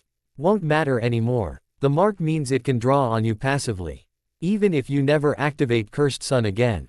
You're still feeding it. Dr. Hoshino met his eyes. Izuku, you have maybe 2 weeks before it has enough strength to fully manifest. And when it does, it won't be a localized breach like Hosu. It'll be global, simultaneous, unstoppable. The words settled like lead. What about Kale? Aizawa asked. If they worked together in Hosu. Kale is marked too. The Devourer is feeding on both of them. Dr. Hoshino pulled up comparative data.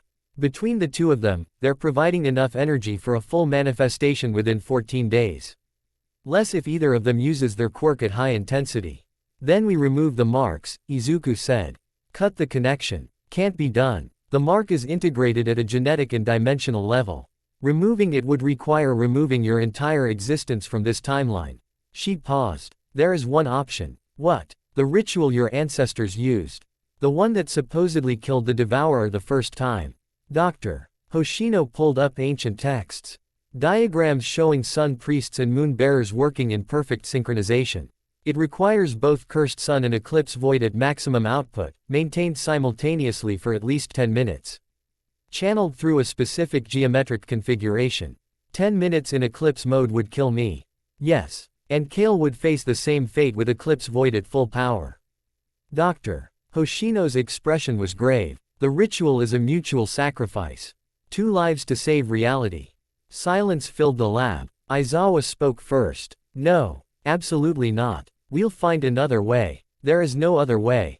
I've analyzed every alternative. This is it. Dr. Hoshino looked at Izuku. I'm not saying you should do it. I'm saying you need to know what the final option is. When the time comes, and it will come, you'll have to choose between your life and everyone else's. That's not a choice, Izuku said quietly. That's just math. The Hero Commission called an emergency meeting that afternoon. Every major pro-hero was there. All Might, Endeavor, Hawks, Best Jeanist, the entire top 10. Plus representatives from hero agencies worldwide, government officials, even military leadership. Principal Nezu presented the situation with his characteristic unsettling calm. We are facing an extinction-level threat. The entity known as the Devourer will fully manifest in approximately 14 days. Current hero protocols are insufficient. What are our options? Endeavor asked. 3. Nezu pulled up tactical displays. Option 1. Global evacuation to secure shelters, wait out the manifestation, Hope T. He Devourer loses interest and returns to dormancy. Survival rate? Someone asked. Approximately 15% of global population. And that's optimistic. The room erupted in protests. Nezu raised a paw for silence. Option 2. Coordinate a worldwide defensive action. Every hero, every military force, attacking simultaneously when the Devourer manifests. Success rate? Unknown. We've Veer hurt the Devourer with conventional force. It exists partially outside our dimensional framework. Standard physics don't apply, so we'd be throwing lives at something we can't kill, Hawks said. What's option 3? Nezu looked at Izuku. The ritual. Cursed Sun and Eclipse Void sacrificed simultaneously to destroy the Devourer at the source. Every eye in the room turned to Izuku. You're asking a child to commit suicide. All Might's voice was dangerously quiet. I'm presenting all available options, Nezu said. The choice remains Midoriya's. The hell it does, Bakugo's voice cut through from the back. He'd somehow gotten into the meeting, probably by sheer force of will and explosive personality. You're not sacrificing Deku like he's some disposable weapon. Bakugo, Aizawa started. No. This is bullshit. Bakugo stormed toward the front. You want someone to die fighting that thing? Fine. Send me. Send Endeavor. Send anyone else. But you don't get to ask a 15-year-old to kill himself for your fuck up. It's not their fuck up, Izuku said. Everyone looked at him. It's mine. I manifested Cursed Sun. I got marked. I'm the one feeding the Devourer. This is my responsibility. That's stupid martyr logic. It's reality. Izuku stood, facing the assembled heroes. I knew the cost when I decided to be a hero with this quirk. I knew eventually it might come to this. And if my life is the price to save everyone else, then. He paused, feeling the weight of the words. Then that's what heroes do. No. Uraraka's voice, from the doorway. She'd followed Bakugo somehow. Her eyes were red from crying. Heroes save people. All people. Including themselves. Sometimes you can't save everyone. Then we find a fourth option. She moved toward him, and several heroes stepped aside to let her pass.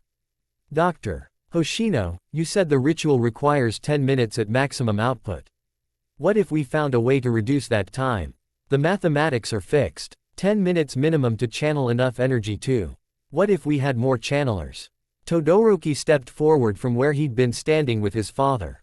Cursed Sun and Eclipse Void are the primary sources, but what if we amplified them? Used other quirks to boost the output. Dr. Hoshino blinked. That's theoretically possible. But the power requirements would be immense. We'd need quirks capable of energy amplification, geometric precision for the ritual configuration, and perfect synchronization. I can amplify, Yaoyorozu said, stepping forward. My creation quirk can produce materials that enhance energy transfer. I can maintain geometric precision, Iida added. Recipro allows for exact positioning and movement. More students stepped forward. Kaminari with his electricity quirk for power distribution. Tokiyami with dark shadow for containment. Kirishima for defense against backlash. Class 1A was volunteering to die alongside Izuku. No, Izuku said firmly. This isn't your fight. Yes it is, Uraraka said. We're heroes too. And heroes don't let their friends fight. Negotiable. You're right. It's not. She grabbed his hand. We're doing this together or not at all. Your choice. Izuku looked at his classmates. Saw determination, fear, and absolute refusal to abandon him. Saw the future they were willing to sacrifice for a chance at victory. If we do this, he said slowly. If we involve more people in the ritual, what happens to them? Dr. Hoshino consulted her data. Energy expenditure would be distributed across all participants. Instead of one person dying in 10 minutes, you'd have multiple people losing years of their lives. How many years depends on how many participate and how efficiently we can channel the power. Quantify it. Best case scenario, with PR. OPER amplification in 20 participants. Each person loses approximately 3 to 5 years. Worst case. Someone makes a mistake during the ritual and we all die immediately when the devourer tears through the geometric configuration. Wonderful odds. There's still the problem of Kale Sundown, Endeavor said. He's wanted. Even with provisional pardon, asking him to participate in a ritual that might kill him. I'll do it. Everyone turned. Kale stood in the doorway, eclipse void manifesting around him like living shadow. Security heroes immediately moved to intercept, but Principal Nezu raised a paw. Let him speak. Kale walked forward, and Izuku felt the mark on his chest pulse in response to his counterpart's presence. I've been listening through the mark, Kale said. Handy trick, that dimensional connection. And I'm in. The ritual, the sacrifice, whatever it takes. I'm done running from the devourer.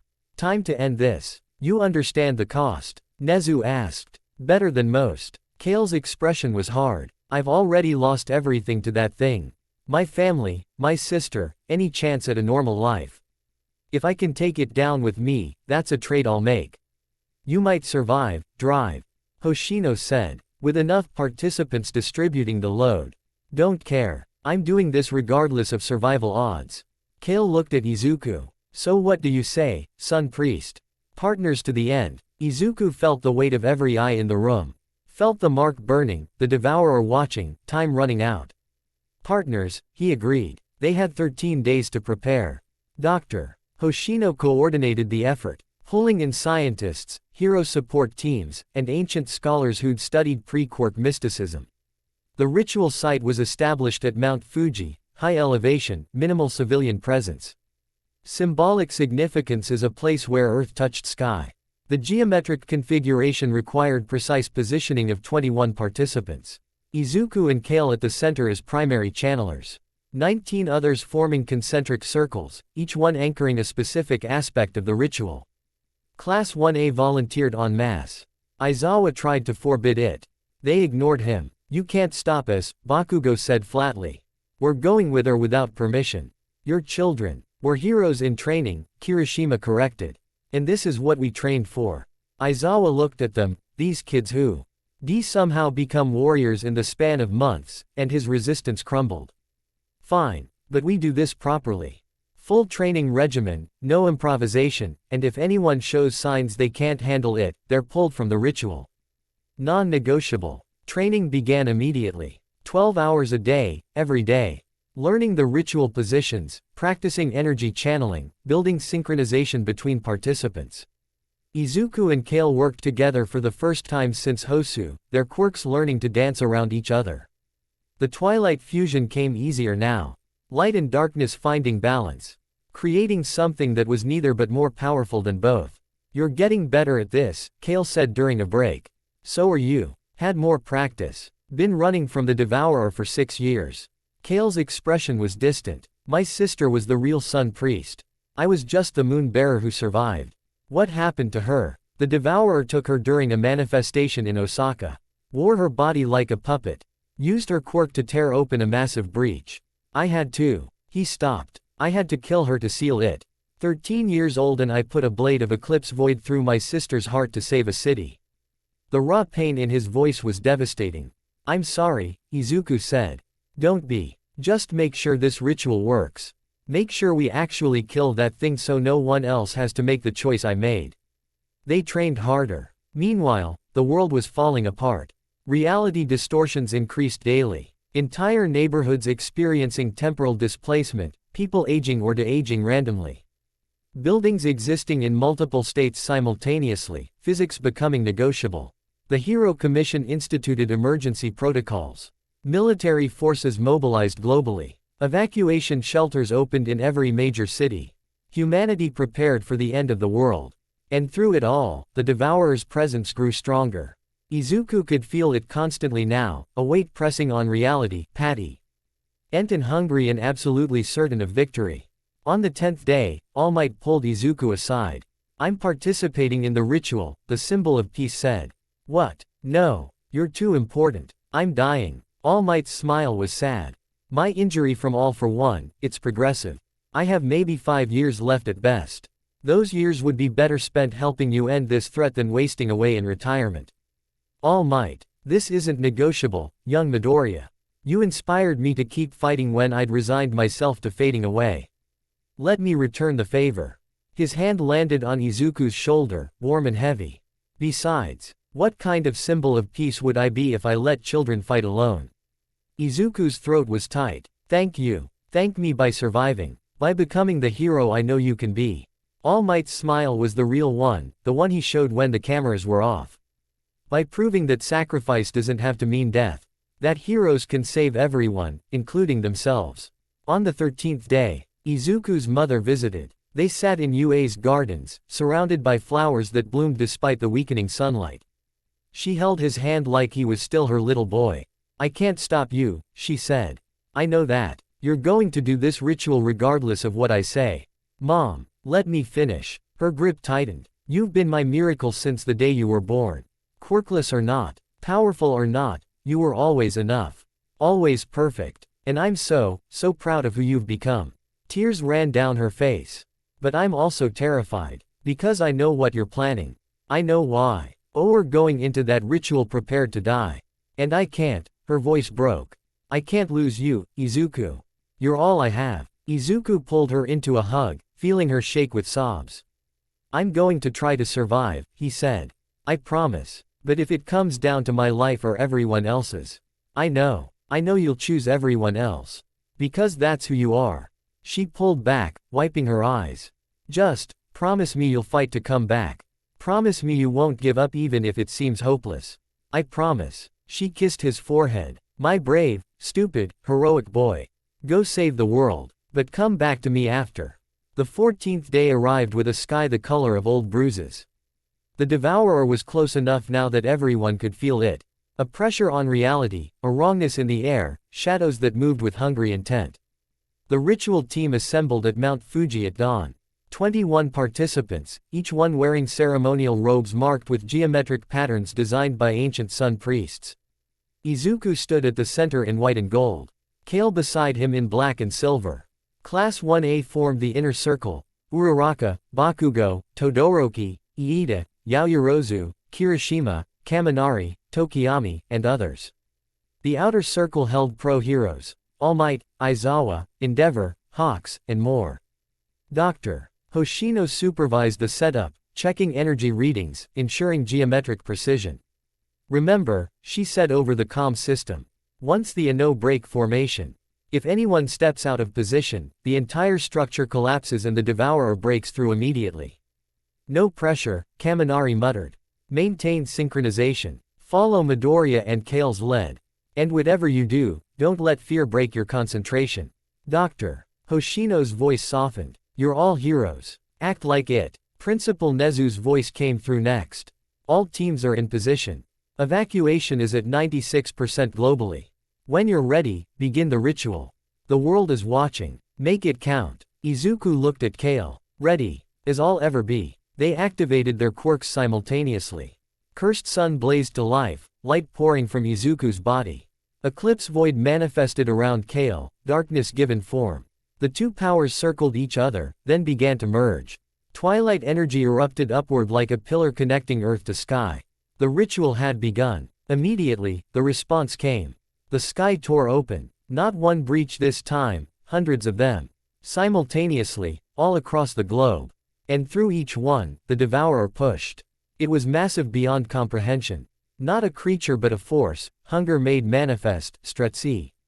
Hing across dimensional boundaries to consume reality itself. Izuku could see it now with a clarity that burned. The devourer was never one thing. It was infinite, consuming universe after universe, and Earth was just its next meal. Hold formation. Aizawa's voice cut through the rising terror. Channel the energy. The participants in the outer circle activated their quirks, feeding power into the geometric configuration. Yaoyorozu created amplification materials. Kaminari distributed electrical energy. Todoroki's ice and fire created temperature differentials that enhanced power flow. The twilight pillar grew brighter. More intense. Izuku felt his lifespan burning away at an accelerated rate. Days, then weeks, then months disappearing with every second. But it was working. The devourer was being forced to manifest fully. Pulled from its distributed state into a single point. The ritual was creating a trap. Use their combined power as bait to concentrate the devourer where they could strike it. 3 minutes in, the first casualty hit. Kaminari screamed, electrical burns appearing across his body as he channeled too much power too fast. Kirishima caught him before he fell, hardening. G to maintain his position while supporting his friend. Don't break formation. Doctor. Hoshino's voice was urgent. He'll recover if we complete the ritual. 4 minutes. The devourer was almost fully manifested now. A swirling mass of anti-light hovering above Mount Fuji. Reality bent around it, physics becoming negotiable, time flowing in multiple directions simultaneously. 5 minutes. Izuku's vision began to blur. He could feel his body aging, cells degrading, telomeres shortening with every breath. Across from him, Kale was experiencing the same, silver appearing in his dark hair, lines forming on his face. They were dying in real time. Midoriya. Uraraka's voice, strained but steady. We've got you. Keep going. Her zero gravity was keeping him stable, preventing him from collapsing. Under the weight of power flowing through him. Around the circle, his classmates were doing the same, supporting, amplifying, refusing to let him carry this alone. 6 minutes. The devourer realized what was happening. Realized it had been baited into a trap. It struck back. Tendrils of darkness lanced down, aiming for the ritual participants. Aizawa's capture weapon intercepted one. Endeavor's flames burned another. But there were too many, coming too fast. One got through. It speared toward Uraraka. Izuku saw it coming, saw her realize she couldn't dodge without breaking formation. Time slowed. Every instinct screamed to break position, to shield her, to sacrifice himself instead. But breaking formation meant the devourer won immediately. Meant everyone died. The tendril was inches from her heart when something intercepted it. Bakugo, moving faster than should be possible, explosion boosting himself into the attack's path. The tendril punched through his shoulder instead of Uraraka's chest. Kachan. Stay in position. Bakugo roared, blood streaming from the wound. Don't you dare waste this. He stayed standing, teeth gritted against the pain, holding his position in the geometric configuration. 7 minutes. The devourer was fully manifested now, concentrated into a single point. This was it, the moment where they either destroyed it or died trying. Now, Dr. Hoshino's voice. Maximum output. Everything you have. Izuku and Kale unleashed everything. Eclipse mode at absolute maximum. Eclipse void at full manifestation. The twilight fusion exploded outward with enough force to crack the mountain beneath them. The energy poured into the devourer like light into a black hole. But instead of being absorbed, it was burning the entity. Actually damaging it. The devourer screamed, a sound that existed in minds rather than air, as the twilight fusion tore into its essence. 8 minutes. The participants in the outer circle were all showing signs of critical drain.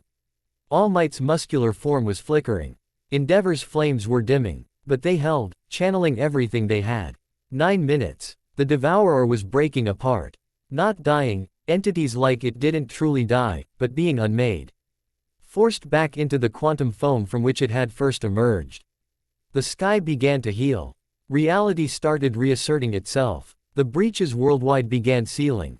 They were winning. 10 minutes. The final surge of power. Izuku felt his entire lifespan condensing into this single moment. Felt himself aging years, decades, burning everything he was and could be into one last push. Beside him, Kale was doing the same. Their eyes met, and an understanding passed between them. This was it. The end. Their final act. Worth it, Kale's voice threw the mark. Worth it, Izuku agreed. The Twilight fusion reached critical mass. And the Devourer was torn apart. Not destroyed, entities of its magnitude couldn't be truly destroyed. But shattered, scattered across infinite dimensions. Reduced to fragments so small and dispersed that it would take eons to reform. Earth was saved. The ritual formation collapsed. Izuku fell, consciousness fading. The last thing he saw was Uraraka's face above him, tears streaming. Her lips moving in words he couldn't hear. Then darkness. Izuku woke up 3 weeks later. The hospital room was filled with flowers. Cards covered every surface. And sitting beside his bed, asleep in a chair with her hand in his, was Uraraka. He tried to speak. His throat was raw, unused. He squeezed her hand instead. She woke immediately. "Deku." "Hey," he managed. She burst into tears. Hugging him so tight his ribs protested. "You idiot. You beautiful, stupid, heroic idiot. Did it work? Did it?" "Yes, it worked. The Devourer is gone. Everyone's safe." She pulled back, studying his face. "How do you feel?" Izuku took inventory. His body felt wrong, heavy, worn, like he'd aged significantly. "How long was I out?" 3 weeks. You and Kale both went into comas immediately after the ritual. Dr. Hoshino said your bodies shut down to prevent complete cellular collapse. How much time did I lose?" Uraraka's expression crumbled. 12 years. Between the ritual and everything before it. You aged yourself 12 years total.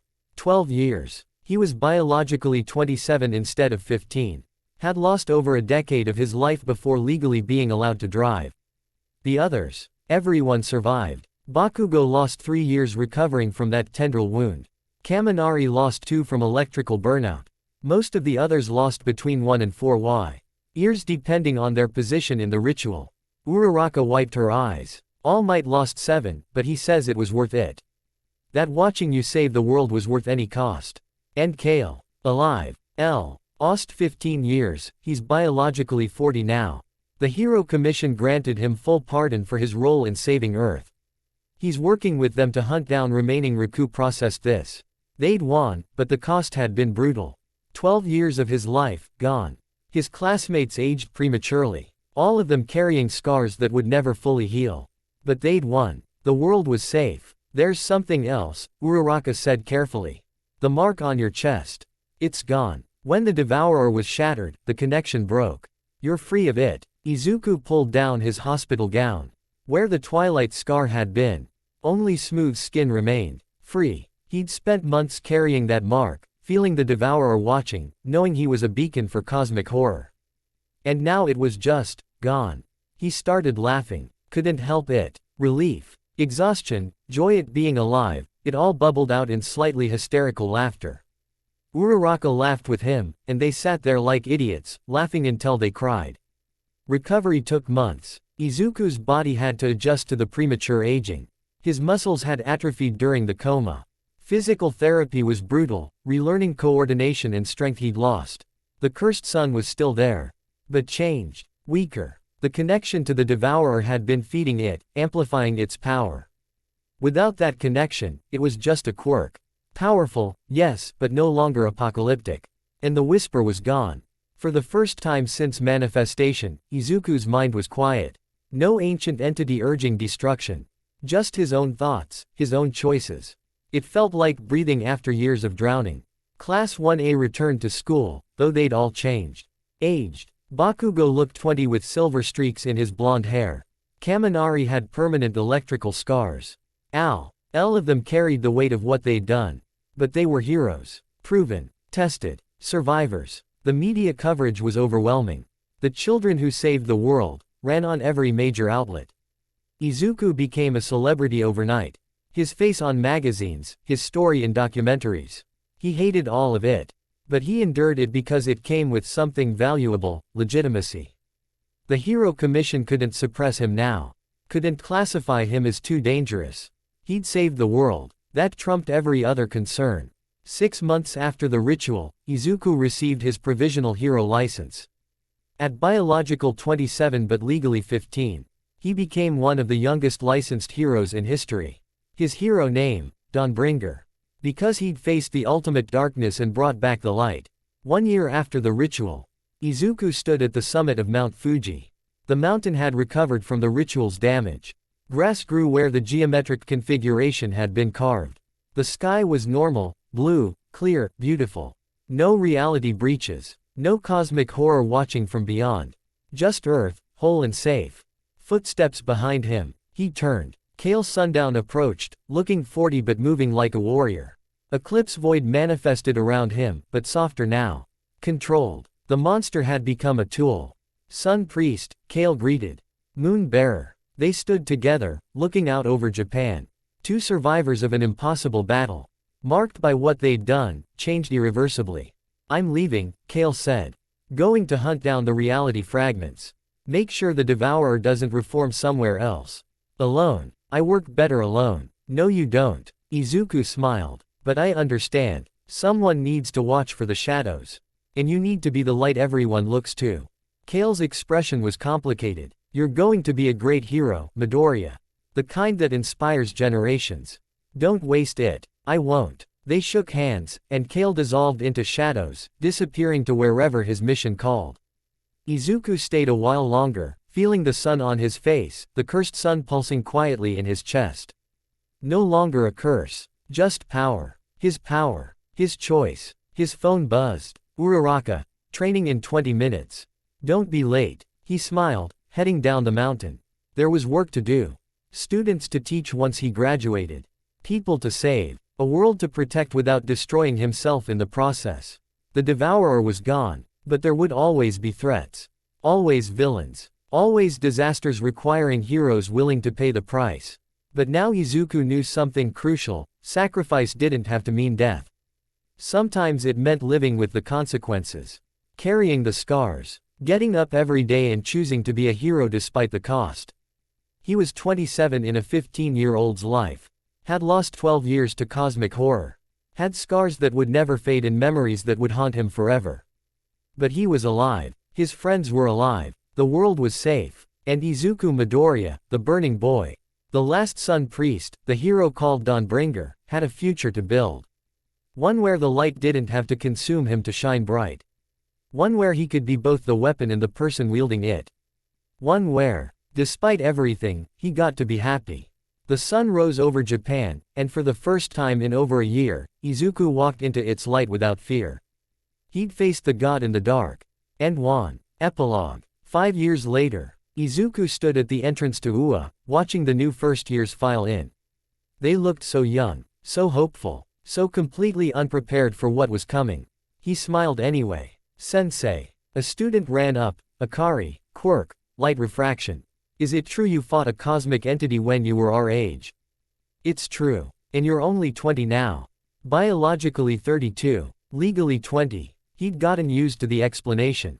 Quirk side effects. That's so cool. It really wasn't. But he let her have her enthusiasm. Footsteps announced Uraraka's arrival. She wore a pro-hero costume now. Uravity emblazoned across the chest. She'd aged 3 years in the ritual, making her biologically 23. They'd grown up together, aged together, built a life together. Last month, he'd proposed. She'd said yes. Ready for the semester? She asked, slipping her hand into his. Ready to traumatize a new generation with impossible standards. That's the spirit. They walked into UA together. Two teachers who'd saved the world as children, now preparing the next generation to do the same. The cursed sun pulsed quietly in Izuku's chest. Still there. Still powerful. But no longer trying to consume him. He'd learned to carry it.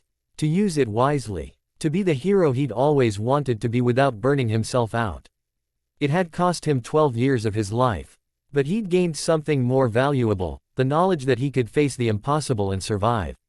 That light didn't have to destroy to be brilliant. That heroes saved everyone, including themselves. And as he walked into his classroom, preparing to teach the next generation of heroes, Izuku Midoriya smiled. The god in the dark was dead. But the dawn was just beginning. The end feeling the cursed sun pulse qui.